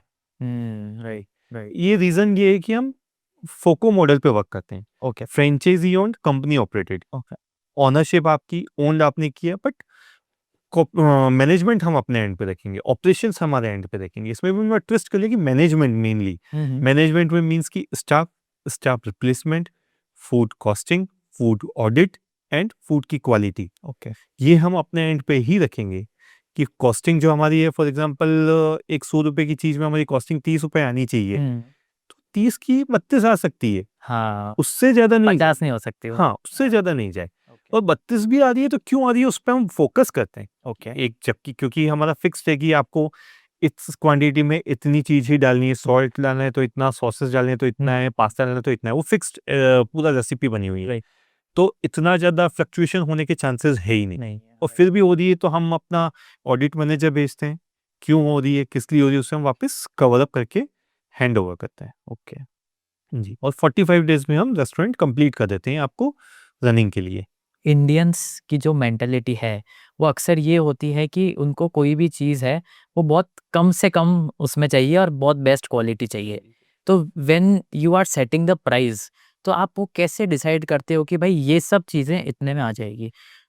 जी, देखिए सबसे पहले हम अपने ऊपर लेते हैं ओके। और इंडियन मेंटेलिटी को भी हम माइंड में रखते हैं। एक्चुअली एक कस्टमर की मेंटेलिटी ये होती है कि उन्हें सब कुछ चाहिए हाँ। और एक अच्छी प्राइस में चाहिए। हुँ। अच्छी प्राइस मीन्स कि वो उनके लिए अच्छी हो जाए, पॉकेट फ्रेंडली भी हो, ना ज़्यादा कम हो, ना ज़्यादा ज़्यादा हो, ज़्यादा हो, राइट। है ना? तो उसको हम फ़ोकस में रखते हुए एक प्राइस सेटअप करते हैं। हुँ। प्लस फिर ये भी देखते हैं कि रेंट कितना है। जैसे उदयपुर में रेंट कम है, पुणे में ज़्यादा है। हाँ। कुछ गुजरात में हमारा आउटलेट्स है, वहाँ और कम है। हुँ। और कुछ जगह बहुत ज़्यादा है। महाराष्ट्र में जैसे महाराष्ट्र में हमारे लगभग 15 आउटलेट्स हैं। 15 जी, आउटलेट्स, वाओ! 15 आउटलेट्स महाराष्ट्र में है, तो 7 टू 8 आउटलेट्स ऐसे हैं जो हमारा जो रेंट क्राइटेरिया है उससे 20-30% कम रेट पे, अच्छा। 30% वो बच जाता है। हाँ। तो वहाँ हम थोड़ा-सा प्राइस गेम खेल लेते हैं या मार्केटिंग थोड़ी एग्रेसिव कर लेते हैं। ओके। कुछ आइटम्स हम एक्स्ट्रा इनिशियली डिस्काउंट अच्छा दे देते हैं कस्टमर्स को। आइदर हम ये कर लेते हैं कि प्राइस थोड़ी-सी 5-10% कम कर देते हैं। अच्छा। और कुछ जगह ऐसा होता है कि जैसे बड़ी टियर 1 सिटीज़ में प्राइस लगभग जो हमारा क्राइटेरिया है उससे 50% एक्सीड है, वहाँ हम हाँ। प्राइस बढ़ानी पड़ती है। तो सिटी टू सिटी हम प्राइस एडजस्ट कर लेते हैं। बट ऐसा भी नहीं कि बहुत हाई कर लेते हैं, क्योंकि हमें पता है कि हमें कस्टमर हर सेक्टर का कस्टमर चाहिए सही बात है, राइट, राइट। इसलिए। और इंडिया में बिज़नेस बनाना है तो हमारी सोच ये है कि आपको मिडिल क्लास को जिसने आपने कैटर कर लिया, उसका बिज़नेस बहुत अच्छा चल गया। अच्छा। क्योंकि number of population percentage wise सबसे ज़्यादा मिडिल मिडिल क्लास है। क्लास है, आपने हाँ। मिडिल क्लास को हैप्पीली कैटर कर लिया, हुँ। तो आपने अपना बिज़नेस को बहुत अच्छा स्केल कर लिया। आपके अकॉर्डिंग जो आपका जो बिज़नेस है, उसमें आप सबसे ज़्यादा किसको एग्रेसिवली मॉनिटर करते हो? एसओपीज़, कस्टमर रिपीट रेट या क्या? फर्स्ट ऑफ ऑल एसओपीज़ को हम जो हमने डिसाइड कर रखी है एसओपीज़ की, कस्टमर आए, उनको कैसे ग्रीट करना है, कितने मेंबर्स हैं, उनसे कैसे पूछ के कैसे उनको टेबल पे ले ले जाना है वेटर के थ्रू और उनको बिठाना है, ओके। कैसे ग्रीट करना है, मेन्यू लेते वक़्त क्या पूछना है, सर्व करते वक़्त कैसे सर्व करना है, अगर कुछ चीज़ उनको पसंद नहीं आ रही है तो उनको कैसे रिप्लेस करके नई डिश लानी है, ऐसा होता है। लेट्स से यहाँ पे एक मैं एग्जांपल डालता हूँ, वैसे बहुत कॉमन है ऐसी चीज़ होती है कि किसी ने कोई चीज़ खाई, उसको पसंद नहीं आई, वो कह देता है कि ये बेकार है, आप इसको रिप्लेस करो या कुछ और कर दो इसकी जगह। तो in that case what you people do? देखिए, हो सकता है, ऐसा नहीं है कि कोई भी परफेक्ट हो सकता है। हमने कभी कोई गलती की होगी, कुछ हमारे टेस्ट में नहीं हुआ होगा। 99% वैसा नहीं होता है, बट हाँ। कभी ऐसा हो सकता है कि कोई चीज़ अच्छी नहीं बनी हो या फिर आपके टेस्ट बड्स के अकॉर्डिंग नहीं बनी। नहीं बनी। ये जैसे मैं स्पाइसी खाता हूँ और मेरे को जो चीज़ आई वो लेस स्पाइसी है। उस चीज़ का नेचर ही वही है कि वो लेस स्पाइसी है। बट मुझे पसंद ही स्पाइसी है, तो मुझे पसंद नहीं आएगी वो फूड या वो आइटम मुझे पसंद नहीं आएगा। फिर भी कस्टमर कहता है तो पहले हम उनको बताते हैं कि सर ये वही चीज़ है, इसमें हम ज़्यादा स्पाइसीनेस नहीं कर सकते। ओके। फिर भी आप चाहते हैं कि नहीं मैं करके लाइए, तो हम उसको करके ट्विस्ट करके लाते हैं या हम उनको ऑप्शन देते हैं कि सर आप इस जगह की जगह ये चीज़ ले लीजिए, ये आपके टेस्ट बड को मैनेज कर लेगी, जो आपकी एक्सपेक्टेशन है उस पे फुलफिल करेगी। अच्छा। ये हम करते हैं। अब हम प्राइसिंग की बात करते हैं क्योंकि प्राइसिंग इज़ वेरी इंपॉर्टेंट। तो ये जो आपने मेरे को अलग-अलग अभी थोड़ी देर पहले प्राइसिंग्स बताई थी 300 275 और ये वाली, तो ये प्राइसिंग आती कैसे है? देखिए, प्राइसिंग के लिए सबसे पहले हम उस सिटी का रेंट देखते हैं, क्या रेंट पे उन्होंने प्रीमाइसेस ली है। उसके बाद जो हमारी फूड कॉस्ट जो फिक्स्ड है, फूड कॉस्ट हमारी फिक्स्ड है। ओके। सिटी टू सिटी बहुत ज़्यादा डिफरेंस नहीं आता है, थोड़ा बहुत डिफरेंस आता है, वो भी डिफरेंस आता है आपका इलेक्ट्रिसिटी में। जैसे राजस्थान में लगभग ₹12 यूनिट है, ₹13 यूनिट है, तो महाराष्ट्र में वो ₹14 हो जाएगी, वेस्ट बंगाल में ₹15 हो जाएगी, ओके। जम्मू कश्मीर में ₹10 हो जाएगी। अच्छा, ओके। तो एक ये स्लाइटली डिफरेंस आता है और सेकंड स्लाइट डिफरेंस आता है आपके रॉ मटेरियल्स का। उसको भी अब हमने कवर कर लिया क्योंकि सॉसेस और पास्ता हम करते हैं। अच्छा। जी, तो अब उसमें भी चेंजेस नहीं आते हैं। बाकी जो थोड़ी बहुत वेजिटेबल्स का डिफरेंस आता है वो 1-2% का डिफरेंस आता है। तो वेरिएबल ये फिक्स ये कॉस्ट में हमारा ज़्यादा डिफरेंस नहीं रहता है। तो इसको हम 2-3% का मार्जिन लेके चलते हैं हर आउटलेट पे। ओके। बाकी रेंट हम डिसाइड करते हैं। सैलरी हमारी लगभग हर आउटलेट पे फिक्स रहती है। अच्छा। अगर नंबर ऑफ पर्सन्स बढ़ रहे हैं बट तो अगर बढ़ेगी। मुंबई में जैसे cost of living is high, हुँ। तो सैलरीज़ आपको वापस हाई करनी पड़ेगी क्योंकि उदयपुर वाली आप वहाँ नहीं दे सकते। ऐसा नहीं है, स्टाफ हमारा फिक्स्ड है। ओके। जो स्टाफ उदयपुर में जिस सैलरी पे वर्क कर रहा है, जिस एक्सपीरियंस के हिसाब से, वो ही मुंबई में भी उसी एक्सपीरियंस के हिसाब से, जैसे फॉर एग्जांपल ए पर्सन है, वो उदयपुर में 5 इयर्स के एक्सपीरियंस के साथ में 20,000 की सैलरी पे वर्क कर रहा है। तो महाराष्ट्र में, मुंबई में, दिल्ली में, पुणे में अगर उसको 5 इयर्स का एक्सपीरियंस है, तो वो उसी सैलरी पे ही वर्क करेगा। हम वो फ्रेंचाइजर पे लोड नहीं डालेंगे, अच्छा, ये स्टाफ हमारा है, राइट, उसे हम कहीं पे भी डिप्लॉय करें, कहीं पे भी ट्रांसफ़र करें, उसको उसकी एक सैलरी हमने डिसाइड कर ली है, पर ईयर उसका कितना इंक्रीमेंट होगा वो डिसाइड कर लिया है, उस हिसाब से वर्क करता है। सिटी टू सिटी नहीं बढ़ेगा। ओके, जी। तो उस हिसाब से फिक्स सैलरी होती है हमारी कि लगभग 2 लाख, सवा 2 लाख रुपए का एग्ज़ाम्पल बताता हूँ मैं आपको कि इतनी सैलरी आउटले पे फिक्स हो गई, रेंट हो गया, फिक्स बाकी वेरिएबल कॉस्ट हो गई, इलेक्ट्रिसिटी आपका रेंट हो गया, फूड कॉस्ट हो गया, उसको कवर करके हम एक रेंट डिसाइड कर लेते हैं ओके, कि हमें एट द एंड 15, 18, 20% हमें प्रॉफिट निकालना है। उस हिसाब से हम प्राइस कैलकुलेट कर लेते हैं कि हम इतने पर डे कस्टमर कैटर करेंगे हमारे एक्सपेंस के हिसाब से, हमारी यूएसपी जो अनलिमिटेड मील है उसके हिसाब से, इतने कस्टमर को हम कैटर कर लेंगे, उस हिसाब से हमारा टर्नओवर होगा, मंथली हम इतने कस्टमर्स को बुलाएँगे और ये हमारा प्राइस सेगमेंट होगा। ओके। तो जैसे कि आपने यहाँ पे बताया कि जो आप लोग हायर करते हो, वो सेम उस पे वर्क करते हैं।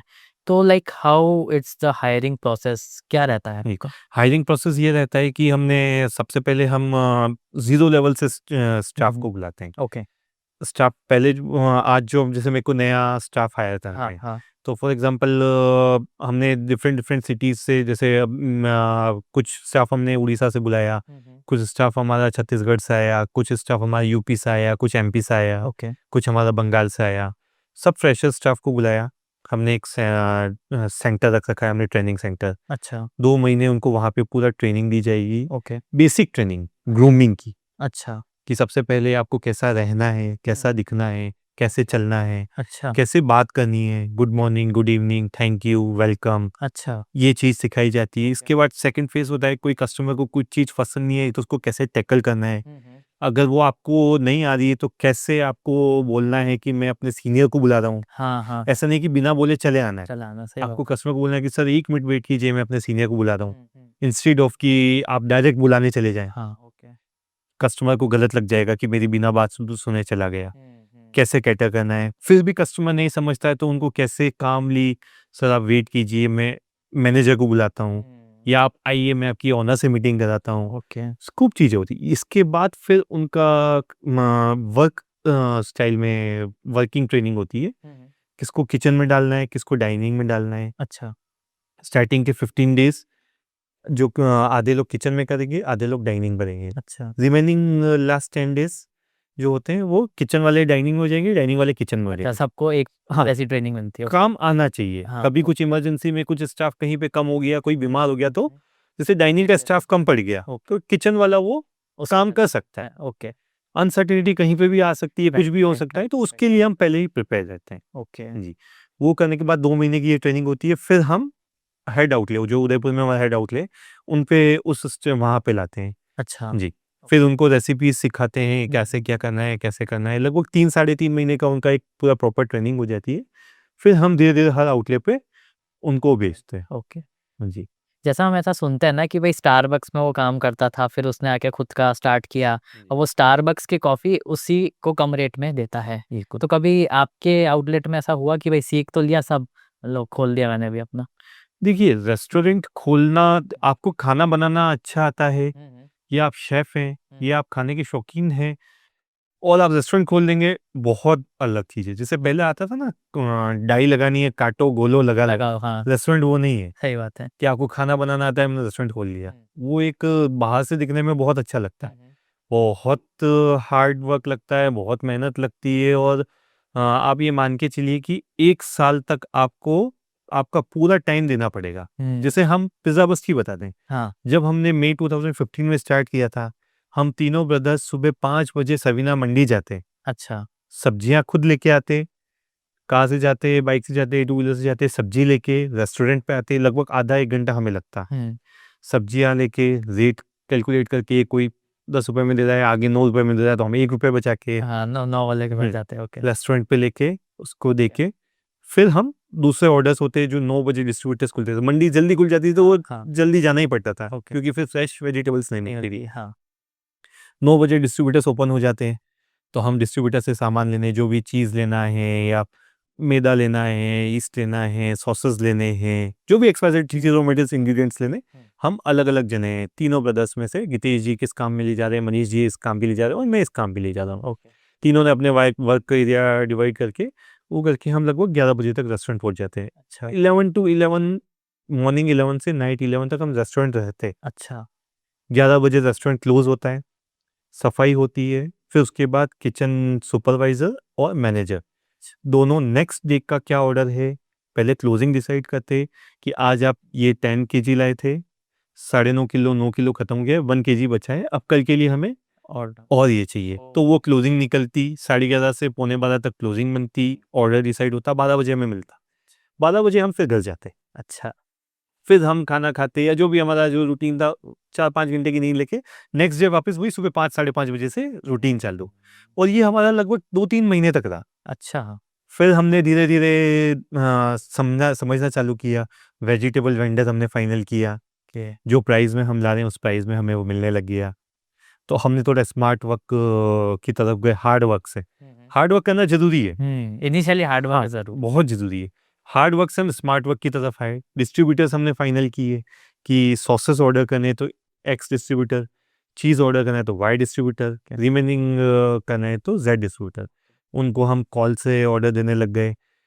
बाकी कुछ चीज़ें हम खुद मार्केट में जाके कि देखिए क्या होता है ना कि डिस्ट्रीब्यूटर तो बहुत हैं, हाँ सेम चीज़ का ही, जैसे अमूल की चीज़, अमूल का चीज़ पकड़ लो, जैसे हाँ अमूल का चीज़ एक्स डिस्ट्रीब्यूटर हमें 400 रुपीज़ केजी में दे रहा है, वाई डिस्ट्रीब्यूटर में 395 में दे रहा है, और हम एक्स से ले रहे थे।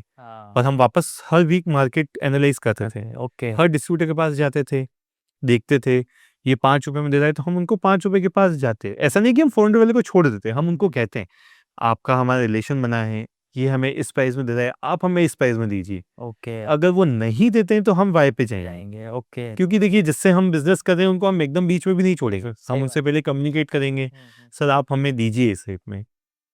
और ऐसा भी नहीं है कि वाई डिस्ट्रीब्यूटर ने कह दिया कि मैं 380 में दे दूंगा आपको, हाँ बट कब तक, कब तक हाँ सही बात है लॉन्ग टर्म के लिए भी जरूरी है। शॉर्ट टर्म के लिए मैंने मेन जो मैं डिस्ट्रीब्यूटर उसको छोड़ के 20 रुपए के चक्कर में उसको ले लिया, वो 10 दिन बाद कह रहा है मैं नहीं दे रहा। अब मेरा पहला पुराना वाला भी छूट गया, नया वाला मेरे को छोड़ के चला गया। हाँ तो वो चीज़ें भी देखने को मिली, हमने सीखी, ये हमारे साथ हुआ भी, इनसे हम सीखे, फिर हमने उसको इम्प्रोवाइज किया। जी, तो मेहनत बहुत ज़रूरी है। हमने लगभग 15-15, 18-18 घंटे बिजनेस पे दिए, वो देना ज़रूरी है। आप सही बात तभी सीखेंगे। ऐसा नहीं कि आपने रेस्टोरेंट खोल लिया, आप आराम से काउंटर पे चेयर पे बैठ गए, पैसा गिना, घर जाके सोए, नहीं होता है। आपको पैसा रखना पड़ेगा। आपको ऐसा नहीं है कि फर्स्ट मंथ से आपको प्रॉफिट आएगा। काफ़ी रेस्टोरेंट्स होते हैं, बिजनेस वाले रेस्टोरेंट भी मत मानो आप, रेस्टोरेंट्स बिजनेस होते हैं कि उन्होंने रेस्टोरेंट तो खोल लिया, जैसे 10 लाख के बजट था उनका, हाँ 10 लाख के बजट में उन्होंने रेस्टोरेंट ओपन कर लिया, सारा इन्वेस्टमेंट लगा दिया, बट अब आगे किया, आपने कैपिटल, वर्किंग कैपिटल रखी ही नहीं। फर्स्ट मंथ आपको जेब से 50,000 लगाना पड़ा, चलो आपने कहीं ना कहीं से लगा लिया। सेकेंड मंथ आपका स्केल हुआ तो बर्न भी बढ़ेगा। सही बात है सही बात वो 50,000 का जो फर्स्ट मंथ लॉस था आपका 1 लाख का हो गया, अब कहाँ से लाओगे आप? सेकेंड मंथ 2 लाख का हो गया, फिर कहाँ से लाओगे? चलो थर्ड फोर्थ मंथ से आप ब्रेक इवन पे आओगे, बट जो आपने 4.5-5 लाख रुपए अगर ये आपने कैपिटल एक्सपेंडिचर नहीं रखा, वर्किंग कैपिटल नहीं रखी, तो आप क्या करोगे? ये सही बात है वो बहुत ज़रूरी है। तो जितना अपना बिजनेस लगाया उसका 20, 30, 40% आपको आपके बिजनेस साइज के अकॉर्डिंग आपको वर्किंग कैपिटल रखना बहुत ज़रूरी है। ये सबसे इम्पोर्टेंट चीज़ है, तब जाके आप सस्टेन कर पाओगे, फिर आप स्केल कर पाओगे। सस्टेनेबिलिटी रेस्टोरेंट बिजनेस में बहुत इंपॉर्टेंट है, विथ क्वालिटी, हाइजीन एंड आपने जो एसओपीज डिसाइड की उस पर वर्क करना। मैंने ऐसे बहुत जने देखे हैं जो बहुत परफेक्ट एसओपीज पे वर्क करते फ्रॉम डे वन। अच्छा आज हम भी उस इतनी परफेक्ट एसओपीज पे नहीं वर्क करते। जैसे किसी ने 10 एसओपीज डिसाइड की कि हमारी ये वर्किंग एरिया हमारे इन 10 पॉइंट्स पे वर्क करेंगे, परफेक्टली वो 10 पॉइंट्स पे वर्क कर रहे हैं, हाँ बट स्केल नहीं कर पा रहे। हाँ वो बस उतना ही दायरा वो रह गया बस। उसका सर ओके मेन चीज है कि चलिए एसओपीज तो आपने बना ली, आप उसको परफेक्टली कर भी रहे, बट जब स्केलिंग की बात आ गई, अदर फैक्टर्स आ गए, आप उसको भी मत भूलिए। Right quality, hygiene, customer feedback, right customer के टेस्ट को देखते हुए आपको फूड प्रिपेयर करना, वो बहुत इंपॉर्टेंट है। अब मैं आपसे जानना चाहूँगा जैसे कि एक पिज़्ज़ा है लेट से हम 100 रुपए का मानते हैं, उसका आप ब्रेक इवन कीजिए कि भाई किस में कितना जाता है और लास्ट में प्रॉफिट कितना बचता है? बिल्कुल, जैसे फूड कॉस्ट, एक एवरेज फूड कॉस्ट इंडस्ट्री की फूड कॉस्ट होती है 30 to 40% के आसपास। अच्छा, कितना मार्जिन होता है? नहीं, food cost. Food cost, okay. Food cost एक गाइडलाइन है, रेस्टोरेंट गाइडलाइन की। आप इंडियन मल्टी क्यूजीन में थोड़ा सा मार्जिन ज़्यादा हो जाता है। अच्छा, ओके। मैं एक पिज़्ज़ा रेस्टोरेंट की बात करूँ तो लगभग 30% के आसपास की हमारी, ₹100 का हमारा पिज़्ज़ा है तो ₹30 हमारी फूड कॉस्ट लग जाती है। ₹20 हमारी लगभग उसमें वेजेस लग जाती है, गैस लग जाती है, बच गया ₹50। हाँ। ₹10 हमारे अदर वेरिएबल एक्सपेंसेस हो गए, इलेक्ट्रिसिटी हो गया, रेंट हो गया, ये हो जाता है तो लगभग हमारा ₹60 ये हो गया। ओके। ₹10 हम कैलकुलेट करते हैं स्टाफ अकोमोडेशन, स्टाफ फूड। अच्छा। जी, पिज़्ज़ा बस्ट में ये है कि स्टाफ को और हॉस्पिटैलिटी इंडस्ट्री में भी हाँ, हाँ। स्टाफ को फूड अकोमोडेशन आपको ही देना पड़ता है। ओके। जी, तो लगभग ₹70 ये हो गया। ₹5 हम जीएसटी कैलकुलेट करके चलते हैं। ₹25 हम एक अप्रॉक्सिमेट नेट मार्जिन हम लेके चलते हैं। ओके, तो जो 2-3% फ्लक्चुएट होता है। ओके। जी। अब अगर हम इसी में बात करें, ये तो रेस्टोरेंट की बात हो गई। अब अगर ये ऑनलाइन पे अगर आप जाते हो, जैसे स्विगी, ज़ोमैटो इसकी बात करें, तो उसमें क्या बचता है फिर? देखिए, ऑनलाइन में हम प्रॉफिट के हिसाब से नहीं चलते हैं। ओके। हमारा जो सिनेरियो है, क्योंकि आप कोई भी बिज़नेस, रेस्टोरेंट बिज़नेस हो, आप स्विगी, ज़ोमैटो की वजह से नहीं चल सकते। हाँ, अच्छा। आज आप मान के चलिए, जो क्लाउड किचन है वो तो चल रहे हैं बढ़िया।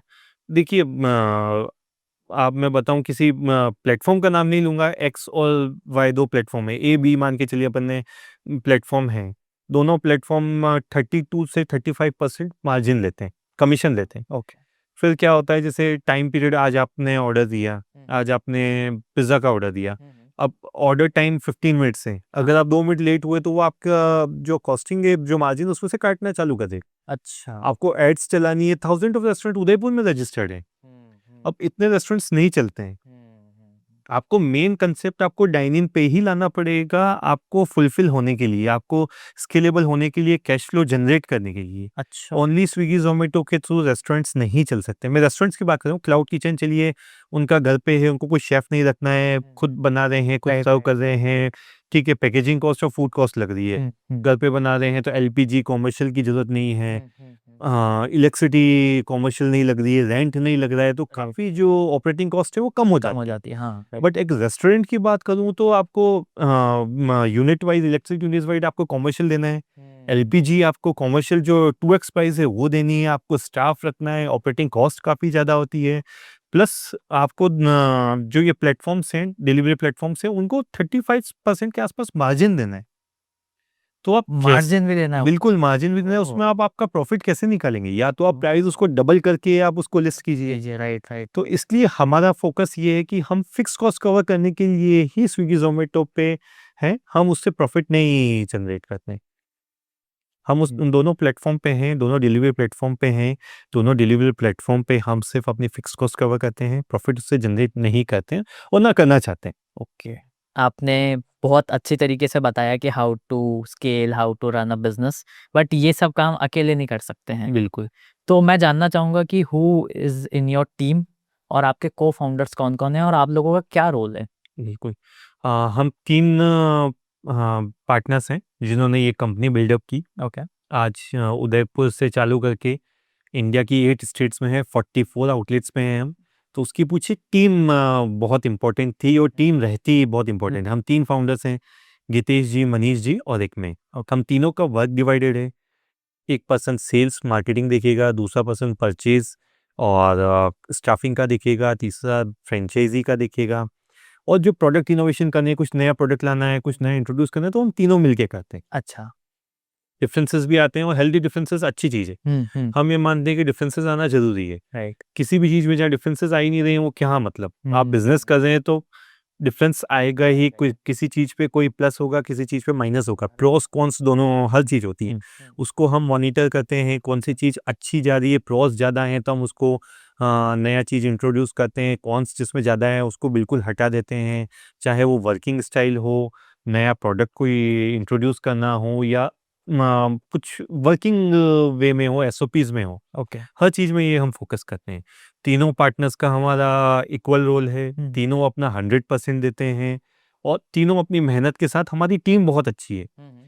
तीनों ने अपना काम किया, तीनों ने अपनी-अपनी टीम बनाई। हमारा जनरल मैनेजर है, नीचे रेस्टोरेंट, उसके नीचे रेस्टोरेंट मैनेजर है, उसके नीचे असिस्टेंट मैनेजर है, सेटअप मैनेजर इसको है। थोड़ा-सा और ब्रेक डाउन करते हैं कि आपने कौन-कौन से डिपार्टमेंट्स बना रखे हैं, उस हिसाब से बताइए।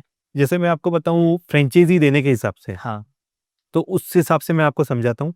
तो सबसे पहले फ्रेंचाइज़ी हमारे पास आया, फ्रेंचाइज़ी फाइनल हुई, एग्रीमेंट हो गया। फिर हम खुद वहाँ पे जाते हैं, हम फाउंडर्स, तीनों फाउंडर्स में से कोई एक फाउंडर, दोनों फाउंडर या तीनों फाउंडर अच्छा। अपने टाइम या अपने वर्क के हिसाब से डिसाइड करके फॉर एग्ज़ाम्पल पुणे में फाइनल हुआ तो पुणे हम जाएँगे। हम कहते हैं फ्रेंचाइज़ी को कि आप 3 जगह शॉर्टलिस्ट करके रखिए। अच्छा, हम अपना बता देते हैं किस हिसाब से जगह रखनी है। 1200 स्क्वायर फीट होना चाहिए, either ground floor, first floor होना चाहिए, रनिंग रोड होनी चाहिए, एम्पल पार्किंग स्पेस होनी चाहिए और फ्रंट फेसिंग होना चाहिए। अच्छा। इन तो इन 4-5 सब का कुछ लॉजिक है या जी, मतलब ये कुछ आपने देख के कुछ सेट किया? देखिए क्या होता है ना कि फ्रंट फेसिंग तो ज़रूरी है, हाँ, जो दिखेगा वो वो बिकेगा। बिकेगा, सही बात है। जी, ओके। ये 5 क्राइटेरिया को डिसाइड करते हुए हुँ, हुँ। हम कस्टमर जो फ्रेंचाइज़ी होता है हमारा, उनको कहते हैं कि आप 3 से 4 जगह शॉर्टलिस्ट कीजिए। अच्छा, वो शॉर्टलिस्ट कर लेते हैं, हमें बता देते हैं, फिर हम यहाँ से जाते हैं। हम तीनों फाउंडर में से कोई भी जाता है, हुँ, चाहे हम तीनों जाएँ, चाहे मैं जाऊँ, चाहे मनीष जी जाएँ, चाहे गीतेश जी जाएँ, ओके। अपने वर्किंग एरिया के हिसाब से हुँ, हुँ। तीनों चले जाते हैं। ओके, जाके वहाँ पे उन 4 में से हम खुद लोकेशन फाइनल करते हैं। अच्छा। इन 4 में से जो सबसे बेस्ट लोकेशन है, जो जहाँ पे रेस्टोरेंट अच्छा बन सकता हुँ, है, हुँ।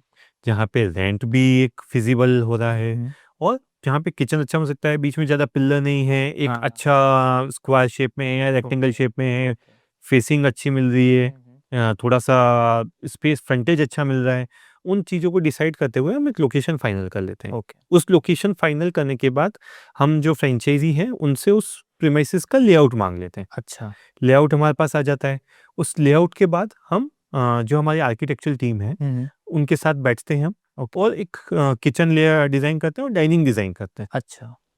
डिज़ाइन मीन्स कि कहाँ पे फर्नीचर आएगा, हुँ, हुँ। कहाँ से एंट्री होगी, एसीज़ कहाँ पे लगेंगे, आपका सैलेड बार हमारा जो कहाँ लगेगा, किचन कहाँ लगेगा और वॉशरूम कहाँ होगा, काउंटर कहाँ होगा, वास्तु के हिसाब से कौन-सी फेसिंग होगी, वो सब हम ध्यान में रखते हैं और मैक्सिमम सीटिंग कैपेसिटी निकल जाए। अच्छा। उसको ध्यान में रखते हुए 2D डिज़ाइन लेआउट हुँ, करते हैं। हुँ। वो 2 से 3 2D डिज़ाइन लेआउट करने के बाद हम आपको फ्रेंचाइज़ी को भेज देते हैं। अच्छा। फ्रेंचाइज़ी अपने हिसाब से डिसाइड करके 1, 2, 3 में से फॉर एग्ज़ाम्पल उन्होंने 1 फाइनल किया हुँ, हुँ। कि मेरे को 1 अच्छा लग रहा है। हुँ। हम 1 को फाइनल करके उसको 3D में कर देते हैं। 3D लुक ओवर वीडियो आ जाता है। हाँ, हाँ। कौन-सी वॉल कैसी होगी, कैसी डिज़ाइन होगी, कलर कैसा होगा, colour okay. Combination, furniture A to Z सब कुछ एक 90% रेस्टोरेंट वैसा बनेगा।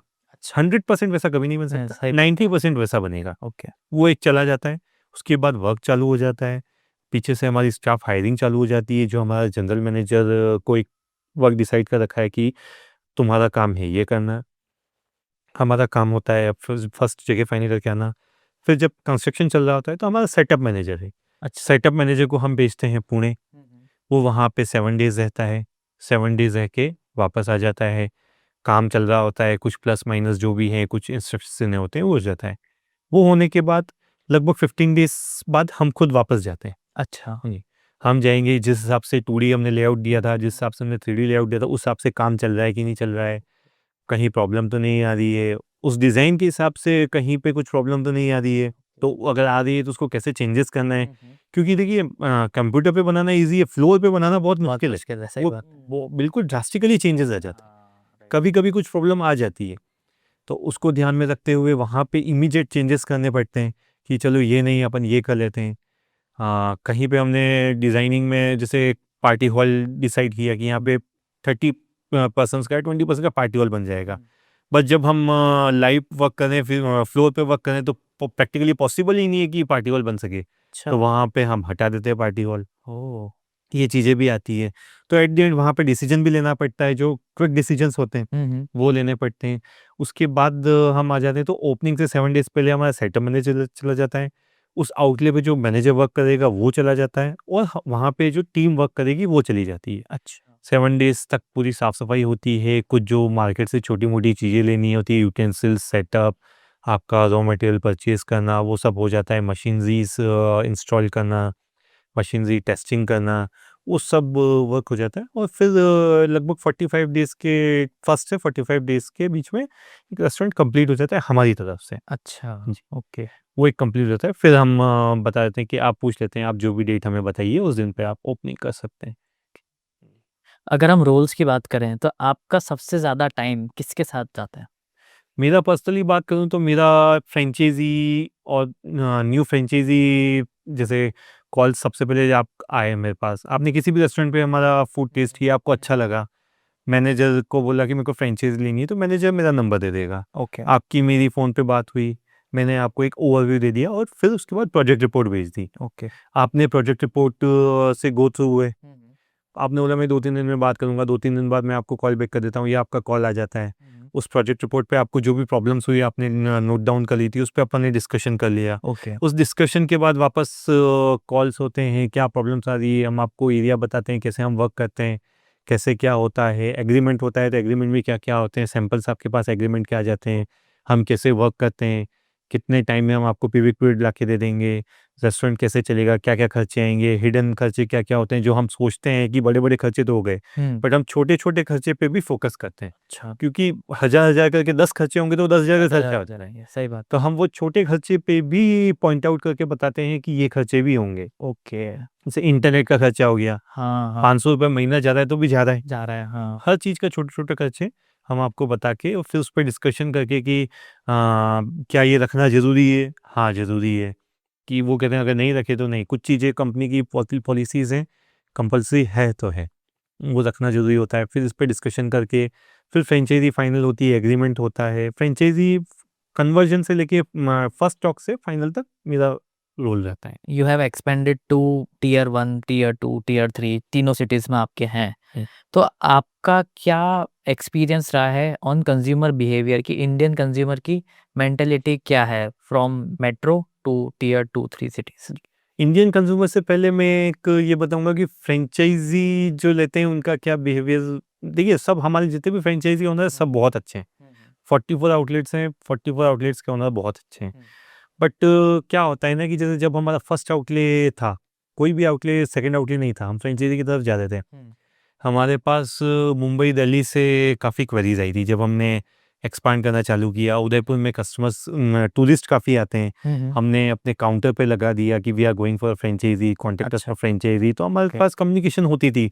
हम बात करते थे, वो हमसे पूछते थे कितने आउटलेट? हम कहते थे खाली 1 है। अच्छा। एक वहाँ थोड़ा-सा एक ट्रस्ट इश्यू आता था। फिर सेकंड की टियर 1 की जो होते थे, जो फ्रेंचाइज़ी लेने के इंटरेस्टेड होते थे, वो ये सोचते थे कि हम क्यों लें टियर 3 का ब्रांड टियर 1 में। हाँ, सही बात, ये भी एक पॉइंट है। एक उनकी मेंटालिटी ये होती थी कि मुंबई का ब्रांड उदयपुर में आएगा ना, उदयपुर का ब्रांड मुंबई कैसे जा जा सकता है? सकता है, हाँ। वो सोच हमने बदली। अच्छा। हम उदयपुर से मुंबई भी गए, हम उदयपुर से बंगाल भी गए, हम उदयपुर से पुणे भी गए, हम उदयपुर से 8 स्टेट्स में गए। आज हम जम्मू कश्मीर में भी हैं, 2 आउटलेट हमारे जम्मू में हैं, हम साउथ में भी हैं, हम बंगाल में भी हैं, हम गुजरात में भी हैं, हम सब जगह। ओके। और धीरे-धीरे हम भगवान ने चाहा तो अगले नेक्स्ट ईयर में हम दुबई में भी होंगे। अच्छा, जी, अरे वाह! हमने अभी वर्क चालू कर दिया है, हुँ, हुँ। वहाँ पे ट्रेडमार्क लेने का। अच्छा। जी, तो एम्बेसी से अप्रूवल मिल गया है। हुँ, हुँ। हाँ, सबसे पहले हमने जो फॉर्म भरना था वो भर लिया, एग्रीमेंट जो करना था वो कर लिया है। वहाँ पे एक कंपनी से एग्रीमेंट करना था वो हो गया है। फिर यूएई एम्बेसी से पहले फॉरेन मिनिस्ट्री से एक अप्रूवल लेना पड़ता है, वो हो गया हमारा, अप्रूवल मिल गया। उसके बाद यूएई एम्बेसी से हमें लेटर मिल गया है कि we can go in the UAE और ट्रेडमार्क के लिए अप्लाई कर सकते हैं। अरे वाह! वहाँ क्या तक बात। पहुँच चुके हैं।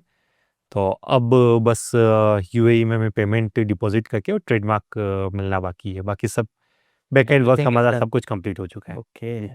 तो भगवान ने चाहा तो नेक्स्ट ईयर हम इंटरनेशनल भी चले जाएँगे। अरे वाह! बट उससे पहले हम 50 आउटलेट्स कवर करके इंडिया की मोस्ट सक्सेसफुल और most fastest growing unlimited pizza chain में बनने वाली टियर 3 से निकली हुई कंपनी बन जाएँगे। वॉव! जी। तो जो फ्यूचर एक्सपेंशन की आपकी जो स्ट्रैटेजी है, जैसे कि आपने कहा कि अब आप दुबई में और आउट ऑफ इंडिया वाले सेक्टर्स में जाएँगे। So like when you initially started, तो आपका शुरू से यही विज़न था कि भाई टियर 3 की है तो एक बार 1 में ले जाते हैं, उसके बाद तो एक्सपेंड ही एक्सपेंड है? देखिए सबसे पहले तो हम स्टेप बाय स्टेप ही गए। हुँ, जब पहली बार बिज़नेस करने का सोचा तो बस ये सोचा कि बिज़नेस करना है। ओके। उसके बाद 8 महीने बाद हम गए कि हमें फ्रेंचाइज़ी मोड पे जाना है या सेकंड आउटलेट ओपन करना है। उन 8 महीने में हमने नहीं सोचा कि हमें दूसरा आउटलेट खोलना है। तब हम काम सीखते रहे, कैसे काम करना है, कैसे इम्प्रोवाइज़ करना है, कैसे और अच्छा काम करना है। एक टाइम पे एक ही फ़ोकस रहा। ओके। फिर जब फ्रेंचाइज़ी मोड पे आए तो हम फ्रेंचाइज़ी कैसे बढ़ानी है, कैसे कस्टमर्स को अप्रोच करना है, कैसे उनको कन्वर्ट करना है, कैसे बेटर फैसिलिटीज़ देनी है जो दूसरे ब्रांड दे रहे हैं उनसे ज़्यादा और कम प्राइस में। क्योंकि राइट, हमें कौन क्यों लेना चाहेगा, सही बात है, क्यों लेना क्योंकि हमसे पहले बहुत सारे ब्रांड्स थे और आज भी हैं है। जो दे रहे हैं, बट हमें कुछ अलग तो देना पड़ेगा हम्म, कुछ दूसरों से, चाहे वो प्राइसिंग सेक्टर में देना पड़े, चाहे हमें मैन पावर देनी पड़े, चाहे कुछ 2-3 एक्स्ट्रा फैसिलिटीज और देनी पड़े। हम्म, जब आपने डिसाइड कर लिया कि क्या नहीं करना है तो काफ़ी चीज़ें क्लियर आउट हो जाती है हम्म, कि इस तरफ तो हमें जाना ही नहीं है। हम्म, बाकी ये आप, अगर आपने सोचा ही नहीं कि क्या नहीं करना है, आप उस रास्ते पे चले गए, वापस यू टर्न लेके आओगे, आपका टाइम भी वेस्ट होगा, एनर्जी वेस्ट होगी, मनी वेस्ट होगा, सही जो बहुत इंपॉर्टेंट है। तो इसलिए पहले आप डिसाइड कीजिए स्केलेबिलिटी में कि क्या नहीं करना है। क्या नहीं करना है तो आपके पास रास्ते बच जाएंगे कि मेरे पास 4 रास्ते ही बचे, इन चारों में सबसे बेस्ट कौन सा है, मैं वो पिक करूँगा, करेक्ट, ये रहेगा। तो हमने वो सोचा, कि फ्रेंचाइजी मोड पे जाना है, कैसे जाना है। हमारे अलावा काफ़ी ब्रांड्स हैं जो फ्रेंचाइजी दे रहे हैं, पिज़्ज़ा के काफ़ी ब्रांड्स हैं, हमसे क्यों लेंगे, किस लिए लेंगे, हम क्या एक्स्ट्रा देंगे दूसरे ब्रांड से, हम कैसे अलग, भीड़ में हम कैसे अलग दिखेंगे। तो वो हमें अपने आप को भीड़ से अलग दिखाने के लिए हमने कुछ 2-4 चीज़ें ऐड ऑन की। मैन पावर अपने आप पास रखा, मैनेजमेंट अपने पास रखा, प्रॉफिट की रिस्पॉन्सिबिलिटी, अगर आप हमारे हिसाब से चलते हैं, हमारी कंपनी के एसओपीज़ पे चलते हैं, तो प्रॉफिट की रिस्पॉन्सिबिलिटी हम आपको लाके देंगे, ओके, पेबैक पीरियड हम इतने टाइम में लाके देंगे। फ्रेंचाइजी फीस हमने जो लगभग 10 लाख ले रहे थे, हम उसके 50% पे वर्क कर रहे हैं। तो हर चीज़ को हमने एक थोड़ा-सा अपने हिसाब से करके कि हम, कोई हमें ले। स्टार्टिंग फर्स्ट टू 5 में हमने ये किया, फर्स्ट टू 5 तक हम सीखे कि हम इन 5 आउटलेट देने में भी हमने कुछ ये गलतियाँ की। क्योंकि देखिए कोई भी 100% परफेक्ट नहीं होता। सही बात, आज हम 44 आउटलेट्स दे चुके हैं तो भी हम परफेक्ट नहीं हैं। वो जो ये सोच ले कि मैं परफेक्ट हो गया हूँ तो वो स्केल नहीं कर पाएगा। खेल नहीं कर, रुक जाएगा वहीं पे। बिल्कुल। हाँ, तो इसलिए हम हर चीज़ सीखते रहते हैं, आज भी कुछ सीखने को मिलता है, सीखते रहते हैं। तो फर्स्ट टू 5 आउटलेट्स में हमने कुछ काफ़ी चीज़ें सीखी, उनको हमने पॉइंट नोट आउट किया, नोट डाउन करके कैसे उसको रिज़ॉल्व कर सकते हैं, हम्म, कैसे रेक्टिफ़ाई कर सकते हैं और क्या बेस्ट वे है उसको रेक्टिफ़ाई करने का, करने का, और सिंपलेस्ट वे में, कि सामने फ्रेंचाइज़ी को भी वो ऑड नहीं लगे और हमारे लिए भी वो कॉस्ट वाइज़ में ज़्यादा बियर अप नहीं हो। वो चीज़ ध्यान में रखते हुए हमने वो किया। What are the 3 mistakes you made in Pizza Bust? Pizza Bust भी और ओवरऑल बिज़नेस के हिसाब से भी कहते हैं हम्म, कि सबसे पहले आपको एक ध्यान में रखना चाहिए कि जैसे फॉर एग्ज़ाम्पल स्टाफ़, हम्म, आपने स्टाफ़ हायर कर लिया। मैं एक्स जने के पास, एक्स मेंबर के पास गया, उसने कहा मैं हम 3 जने हैं, हम कल से आ जाएँगे। और वो 3 आए नहीं। हाँ, अब वो 3 आए नहीं तो आप तो उनके ऊपर Dependent। डिपेंडेंट थे कि यार मेरे पास 10 स्टाफ की नीड है, 7 मेरे पास पहले से करें, ये 3 आ रहे हैं। हम्म, मैं उस हिसाब से प्रिपरेशन करता हूँ, मेरे हिसाब से माइंड मेकअप होता है और कल से वो आते नहीं है, फ़ोन उठाना बंद, वो एक बहुत बड़ी प्रॉब्लम होती है। तो ये चीज़ आपको बैकएंड में मान लेके चलनी पड़ती है। ओके, 1-2 स्टाफ पहले से रखना पड़ता है या इसके लिए प्रिपेयर होना पड़ता है कि ऐसी सिचुएशन आ सकती है Yeah। और आती भी है, हाँ, राइट, क्योंकि मैन पावर इंडस्ट्री है तो ये चीज़ प्रॉब्लम आएगी ही आएगी। सेकंड चीज़, जैसे हमने फेस की कोरोना जैसे सिचुएशन, उस कोविड सिचुएशन हमने ही नहीं, वो पूरी हॉस्पिटलिटी इंडस्ट्री ने की। सबसे बड़ा इफ़ेक्ट आया हॉस्पिटलिटी इंडस्ट्रीज़ पे। हाँ, जब रेस्टोरेंट्स काफ़ी टाइम पे बंद रहे, स्टाफ था हमारे पास, रेस्टोरेंट्स ओपन हुए तो दिन में 2 बजे तक ओपन हुए, जो कि टाइम ही नहीं था रेस्टोरेंट जाने का, कि सही, पीक टाइम होता है इवनिंग में 7 टू 10, हाँ, तो वो टाइम ही नहीं था। और रेस्टोरेंट ओपन भी हुए तो कस्टमर्स के मन में डर था, क्या हम जाएँ, पब्लिक प्लेस है, राइट, कुछ हो नहीं जाए, कैजुअलिटी नहीं हो जाए, काफ़ी कैजुअलिटीज़ हो रही थी। हेल्थ, हाइजीन, हर इंसान उसको भी ध्यान में रखते हुए, तो वो ऐसी सिचुएशन को, ऐसी सिनेरियोज़ को माइंड में रखते हुए एक प्री बैकअप प्लान भी पहले से बना के रखना चाहिए। थर्ड थिंग, कॉस्टिंग को लेके, main last but not least, costing को लेके ध्यान में रख के चलना चाहिए कि मेरी कॉस्टिंग अगर ये है, ₹100 पड़ रही है तो मैं अपना पिज़्ज़ा 500 में नहीं बेचूँ, या 100 पड़ रही है तो मैं 50 में नहीं बेचूँ। सही बात, जैसे मैं इसका एग्जांपल देखिए, लाइव एग्जांपल है हमारे खुद के ब्रांड का। हम खुद ऑडिट करते हैं 5 से 6 महीने में, 4 से 5-6 महीने में हम हर आउटलेट पे हम खुद विजिट करते हैं, जितने भी आउटलेट, और हर 3 महीने में हमारा ऑडिट मैनेजर है वो हर आउटलेट विजिट करता है। ओके, 10 डेज़ के लिए वो विजिट करता है, हर आउटलेट पे 10 दिन रहेगा, वहाँ पे देखिएगा क्या प्रॉब्लम है क्या नहीं है, और हर 5 से 6 महीने में हम खुद विजिट करते हैं। अच्छा, सो हम विजिट करने गए, हम वो फर्स्ट फ्लोर पे आउटलेट था, हम्म, तो नीचे उन्होंने स्टैंडीज लगा रखी थी, अच्छा, कि कॉम्बो बना दिया उन्होंने विदाउट हमारी इंटीमेशन, हमें कोई इंटीमेट नहीं किया उन्होंने, कुछ हमारी नॉलेज में नहीं लगा के खुद बना दिया। आप बनाइए, वेल एंड गुड, आप कर सकते हैं, बट कॉस्टिंग को ध्यान में रखते हो उन्होंने क्या किया, एक कॉफ़ी, एक स्मॉल पिज़्ज़ा और फ्रेंच फ्राइज 100 रुपीज़ में। ओह! आपकी कॉस्टिंग ही वो 150 पड़ रही है। हाँ, तो हमने सेल बढ़ाने के लिए। हाँ, अब हमने देखा नीचे उन्होंने ग्राउंड फ्लोर पे लगा रखा था, फर्स्ट फ्लोर पे रेस्टोरेंट था, तो हम नीचे देखते हुए गए, ऊपर गए, सब बैठे, हम ओनर, 2 ओनर थे, दोनों ओनर आए और हम तीनों जो फाउंडर्स थे, हम तीनों बैठे। तो हमने सबसे पहला क्वेश्चन ही उनसे ये पूछा कि आपने ये कॉम्बो निकाला कैसा जा रहा है? बोले बहुत अच्छा जा रहा है। अच्छा। 100 रुपीज़ में। हमने बोला कौन ले रहा है? बोले स्टूडेंट्स काफ़ी ले रहे हैं। ठीक है। तो हमने पूछा सेकंड क्वेश्चन कि क्यों किया? बोले स्टूडेंट को दिन में कैप्चर करने के लिए। अच्छा। तो फर्स्ट ऑफ ऑल जब उनको दिन में कैप्चर करना था, उन्होंने मॉर्निंग 11 टू नाइट 11 पूरे दिन के लिए किया, कैप्चर करने के लिए। चलो ठीक है, एक तो उनका फोकस था दिन में 3 से 6 के लिए, अच्छा। बट उन्होंने 11 टू 11 किया, first mistake. Okay. Second mistake की, अब हमने उनसे पूछा आपने इसकी कॉस्टिंग निकाली? बोले नहीं। हुँ। अब उसकी कॉस्टिंग ही मिनिमम 150, अगर आप हर चीज़ की कॉस्टिंग ही मिनिमम पकड़ें तो, क्योंकि एवरेज कॉस्टिंग पकड़े तो 170 175 के आसपास की वो पहुंचती। अब 175 रुपए की चीज़ आप 100 रुपए में दे रहे हो, आप दिन के अगर वो 100 कॉम्बोज बेच रहे हो तो 7,500 का नुकसान तो आप वैसे कर रहे हो। आपने कस्टमर तो बुला लिया पर जेब से देके हुँ। आप उस कॉम्बो को एक 10 रुपीज़ प्रॉफिट में दे सकते थे। जहाँ आपको 150 का पड़ रहा है या 170 का पड़ रहा है, तो आप 180 या 160 में आप दे सकते थे, हुँ। एक बिल्कुल मिनिमम प्रॉफिट के साथ। बट उन्होंने ऐसी प्राइस रख ली जो अट्रैक्टिव तो लगी, बट आपकी पॉकेट को वो हार्म कर दी है। तो ऐसा नहीं करना चाहिए। कॉस्ट बहुत इंपॉर्टेंट है। कॉस्टिंग निकालना कि आपको क्या चीज़ घर में पड़ रही, आप उसमें बोलिए मिनिमम प्रॉफिट ऐड करो। 2%, 5%, 7% मत कीजिए, 20%, कोई इश्यू नहीं। आप 5% करेंगे, नंबर ऑफ पर्सन्स ज़्यादा आ जाएँगे तो 5% भी बहुत अच्छा जाएगा। सही बात है। बट अब ल लॉस में तो नहीं बेचिए, आप कॉस्टिंग तो निकालिए। अब उन्होंने बिना कॉस्टिंग निकाले वो चीज़ इम्प्लीमेंट कर ली, तो वो बहुत गलत चीज़ होती है। तो कॉस्टिंग निकालना बहुत ज़रूरी है फूड कॉस्ट के साथ। अभी हम देख रहे हैं कि इंडिया में काफ़ी कुछ नए ट्रेंड्स आए हैं, जैसे कि एक अभी इटालियन पिज़्ज़ा वाला आपने देखा होगा कि वो एक ऑथेंटिक इटालियन पिज़्ज़ा है, उसको बेचते हैं। सो लाइक जो आपका फूड बिज़नेस है, तो क्या ये वाली चीज़ over the next 5 years period में आपको लगता है कि क्या स्ट्रक्चरल चेंज आ सकता है इस चीज़ में? देखिए जो आप नया पिज़्ज़ा बेस, जैसे आप नियोपॉलिटन की बात हाँ, कर रहे होंगे शायद, जैसे वो जैसे काइंड ऑफ बिल्कुल सॉफ्ट डो होता है। हाँ, हाँ। आइदर आप उसको रोल करके ईट कीजिए ईट या फिर कीजिए। बिल्कुल आप उसको हाँ। हैंड में करके आप उसको खाइए। हम उस चीज़ पे नहीं जाएँगे, क्योंकि हमारा क्राइटेरिया फिक्स है।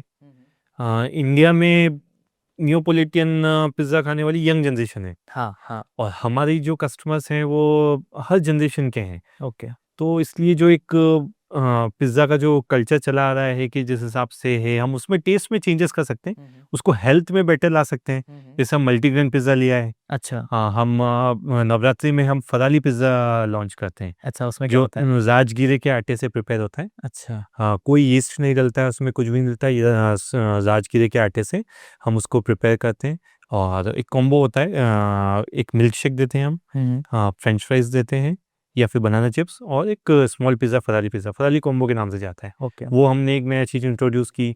मल्टीग्रेन पिज़्ज़ा हमने लॉन्च किया। अभी हम लॉन्च करने का सोच रहे हैं कि स्पिनच या ये जो भी बीटरूट के बेस के साथ की स्पिनच को हमने पेस्ट करके और फिर डो के साथ कर दिया, नीट कर दिया, उस हिसाब से प्रिपेयर किया। वो अभी हम कुछ प्लानिंग कर रहे हैं, बैकएंड पे वर्क कर रहा है, धीरे-धीरे वो अंदर पायलट मोड पे आ जाएगा। ओके। तो इस पे हम वर्क करते हैं एज़ कंपेरेटिव टू न्यूपॉलिटन या नए पिज़्ज़ा बेसेस में। ओके। और ऑलरेडी हमारे पास 4 पिज़्ज़ा बेसेस हैं, एक डबल लेयर है, एक डीप पैन है, एक थिन क्रस्ट है, और पॉप पिज़्ज़ा है। अच्छा। पॉप पिज़्ज़ा भी हमने लेटेस्ट इंट्रोड्यूस किया है। उसमें जैसे अपन पैटीज़ का जो अपना बेस होता है, मल्टी लेयर बेस में जैसे पैटीज़ प्रिपेयर होता है, उसी टाइप में हम पिज़्ज़ा बेस प्रिपेयर करके और फिर वो करते हैं। ऐसे हम धीरे-धीरे कुछ नए-नए कुछ करते रहते हैं, इंट्रोड्यूस करते रहते हैं, अनलिमिटेड मील में ही। ओके। और हेल्थ सेक्टर्स में हम आ ला कार्टे मोड में जाते हैं। तो इन चीज़ों पे हम फ़ोकस करते हैं, कस्टमर फीडबैक पे फ़ोकस करते हैं, कस्टमर को क्या पसंद आ रहा है, क्या नहीं आ रहा है, नहीं आ रहा है तो क्यों नहीं आ रहा है, हुँ। क्या चेंजेस कर सकते हैं। हाँ, और ऐसा नहीं कि 1-2 हम लगभग हर कस्टमर से फीडबैक लेते हैं। आपको सैलेड्स में कुछ पसंद नहीं आ रहा है, क्या पसंद नहीं आ रहा है, कुछ स्वीट ज़्यादा है, कुछ स्पाइसीनेस ज़्यादा है, ओके। कुछ किसी में आपको चटपटा ज़्यादा चाहिए, तो वो हम करते हैं, चेंजेस करते हैं। उस हिसाब से हम चेंजेस हर सिटी टू सिटी, अच्छा। ऐसा नहीं कि जो उदयपुर में है वो पुणे में भी चल रहा है या वो हाँ। बंगाल में भी चल रहा है। Right, right, right. हम हर आउटलेट के हिसाब से क्या होता है, जैसे नया आउटलेट हमारा खुला अभी सिलीगुड़ी में, स्टार्टिंग के फर्स्ट टू 10 डेज जो हमारी फिक्स रेसिपी है उस हिसाब से प्रिपेयर होगा। सैलेड्स भी, पिज्ज़ा भी, सूप भी, एवरीथिंग सब कुछ। ओके। उन 10 डेज में हमारा जो मैनेजर, रेस्टोरेंट मैनेजर और सेटअप मैनेजर है, वो हर कस्टमर से फीडबैक लेगा। हाँ। सर आपको फूड कैसा लगा? अच्छा लगा? वेरी गुड सर, हम और अच्छा आपको देने की कोशिश करेंगे। कुछ चीज़ खराब लगी? क्या लगी सर? 2 चीज़ खराब लगी। क्यों लगी? ये स्पाइसी थी और ये स्वीट थी। अच्छा। तो ओके। आप क्या चाहते हैं सर? बोले हमारी सिटी में ये चीज़ कम स्वीट खाते हैं या कम स्पाइसी खाते हैं। ठीक है, ऐसे हमने लगभग 1000 कस्टमर्स के रिव्यू लेते हैं स्टार्टिंग के 10 डेज तक। अच्छा।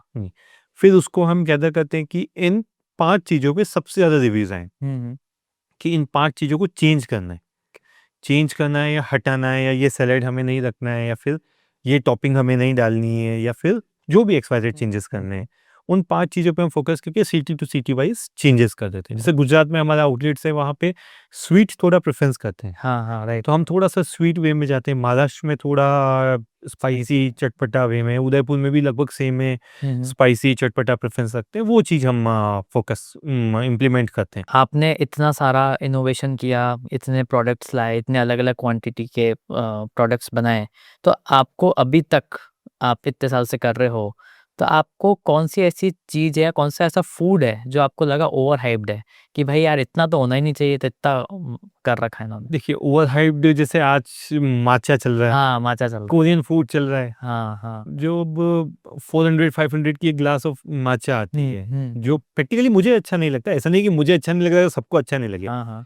फूड लाइन में जैसे पाँचों उँगलियाँ जैसे बराबर नहीं थी, वैसे किसी का भी टेस्ट बराबर नहीं होता है। सही बात है। मुझे माचा नहीं पसंद है, और वो इसलिए भी नहीं पसंद है, एक तो फर्स्ट ऑफ ऑल टेस्ट उसका मेरे को बहुत अजीब लगता है, और सेकंड थिंग बहुत कॉस्टली है। 300-400 रुपए की आप चीज़ लें, इससे अच्छा, और ठीक है वो चीज़ आप कुछ और चीज़ ट्राई कीजिए। कॉफ़ी है, शेक्स हैं, स्मूदीज़ हैं, बहुत अच्छे-अच्छे ऑप्शंस हैं, but matcha for me it's not good. और कोरियन, कोरियन में आप एक खाली एक सॉस डालते हो हाँ। और आप उसको कोरियन फूड कह रहे हो, okay. Which is not a Korean food. खाली कोरियन सॉस डाल के आप उसको कोरियन फूड कह रहे हो।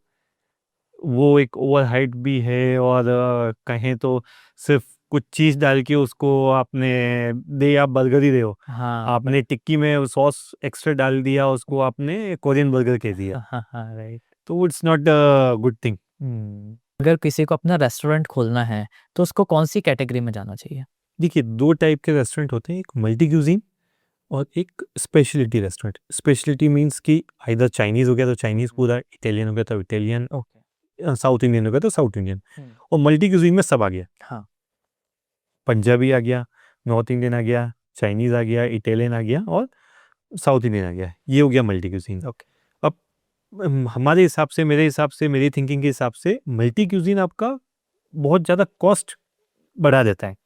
हाँ, क्योंकि आपको सब मटेरियल लाके सब रखना पड़ेगा। मटेरियल रखना है, आपको चाइनीज़ का मटेरियल भी रखना है, चाइनीज़ का स्टाफ भी रखना है, हाँ, चाइनीज़ का हेड शेफ़ रखना है, चाइनीज़ का हेल्पर रखना है, राइट, राइट। नॉर्थ इंडियन का हेल्पर रखना है, हेड शेफ़ रखना है, साउथ इंडियन का रखना है, इटालियन का रखना है, और और जो भी हो गया उसका रखना है। आपको सबका रखना है। और जो जैसे पिज़्ज़ा बस्ट हो गया, पिज़्ज़ा बस्ट की स्पेशलिटी रेस्टोरेंट है, पिज़्ज़ा बस्ट में आपको इटालियन ही रखना है। अच्छा। अगले 5 क्यूज़ीन के आपको हेड शेफ़ नहीं रखने। ओके। तो जो हेड शेफ़ की सैलरी 25,000, 30,000, 35,000 जो भी होती है, वो आपने बचा ली। 5 हाँ। सेक्टर की अगर आपने 25,000 बचा लिए, तो सवा लाख रुपए आपने महीने के बचा लिए हैं। फिर क्या होता है, मल्टी स्पेशलिटी में आपको सब आइटम्स की सुबह प्रिपरेशन करके चलनी है। नॉर्थ इंडियन की भी करनी है, साउथ इंडियन की भी करनी है, इटालियन की भी करनी है, चाइनीज़ की भी करनी है। ऐसा नहीं है कि चारों आइटम बराबर रोज़ चलेंगे। आज नॉर्थ इंडियन चल गया तो साउथ इंडियन आपने जो प्रिपेयर किया था वो खराब हो गया, हो गया। हाँ, हाँ, हाँ। या चाइनीज़ जो प्रिपेयर किया था वो खराब हो गया। अब रेस्टोरेंट ओनर अगले दिन तो उसको देगा नहीं, खराब हो जाएगा। जो प्रिपरेशन की है वो खराब होगी, उसको वेस्ट करेगा, वो वेस्टेज में जाएगा, तो वेस्टेज कैलकुलेशन बढ़ेगी, फूड कॉस्ट बढ़ेगी, आपका प्रॉफिट कम होगा, लॉस बढ़ेंगे। और स्पेशलिटी रेस्टोरेंट में, पिज़्ज़ा बस्ट के रेस्टोरेंट में आपको एक ही सेक्टर में वर्क करना है, आपको ये ही करना है, इतना ही बनाना है और कस्टमर को क्या-क्या करना है। तो एक फूड कॉस्ट कवर अप हो जाती है स्पेशलिटी रेस्टोरेंट में, पिज़्ज़ा बस्ट जैसे रेस्टोरेंट में, और इसमें फूड कॉस्ट आपकी काफ़ी इंक्रीज़ हो जाती है, सैलरीज़, ऑपरेटिंग कॉस्ट बहुत बढ़ जाती है, वेस्टेज बढ़ जाता है। स्पेशलिटी रेस्टोरेंट में अपन वो सब कवर कर सकते हैं।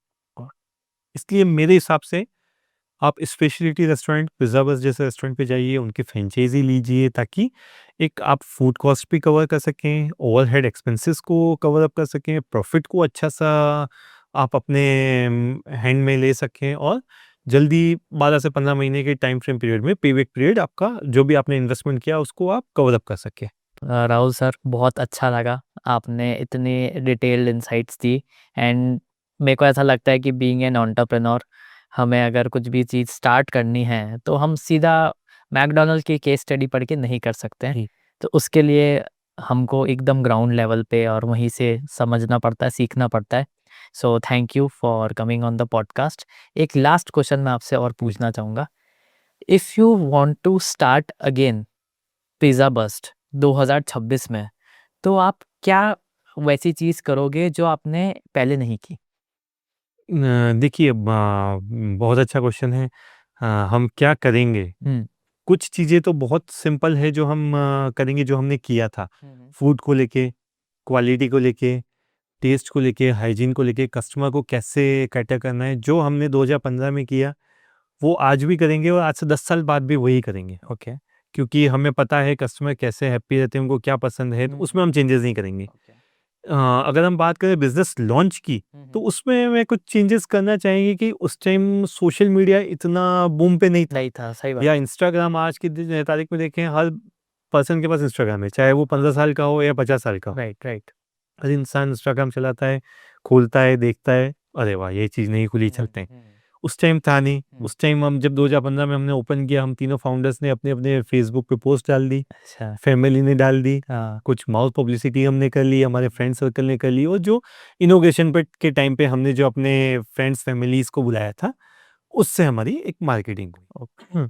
आज की तारीख में अगर मेरे को नए सिरे से चालू करना है, तो एक चेंजेस जो मैं करना चाहूँगा, एक इंस्टाग्राम पे एक हुक चल रहा है कि आप फाउंडर्स जर्नी को दिखाइए। हाँ, सही बात है। स्टार्ट से लेके जब तक हाँ, बना तब तक सब। ज़ीरो से आप आपकी हार्ड वर्क बताइए, आपने कहाँ हार्ड वर्क की, कहाँ आप फेल हुए, कहाँ आपने ठोकर खाई। हाँ, एक वो जर्नी आप बताएँगे तो एक कस्टमर आपसे डे 1 से कनेक्ट हो जाए। कनेक्ट होता जाएगा, इंटरेक्ट होता जाएगा, वो आपकी शेयर होती जाएगी, रील शेयर होती जाएगी, 1 से 100, 100 से 1000 होने में टाइम नहीं लगेगा। सही बात है। तो एक ये बहुत अच्छा टूल आपके पास आ गया, अगर उसको आप पॉजिटिव वे में ले लो। हाँ, राइट। हर चीज़ का नेगेटिव भी होता है, पॉजिटिव भी होता है। या तो आप रील्स देखते रहो 3 घंटे टाइम पास करते रहो, हाँ, या फिर आप इसको इस वे में यूज़ करो कि हमने उसको अपनी जर्नी में यूज़ किया, उससे हम 1 से 1000 मेंबर्स पे ईज़िली पहुँच गए, आउटलेट ओपन करने से पहले। हाँ, राइट। तो हमने अपनी जर्नी बताई, अपना कम्युनिटी बिल्डअप की, तो वो हम करना चाहेंगे। बाकी सारी एसओपीज़ को हम सेम रखना चाहेंगे, जो हमारी बहुत अच्छी एसओपीज़ हैं, हमारी टीम बहुत अच्छी है और फाउंडर्स बहुत अच्छे हैं, सपोर्ट सबका बहुत अच्छा है और भगवान का आशीर्वाद है। उस हिसाब से हम अच्छा चल रहे हैं।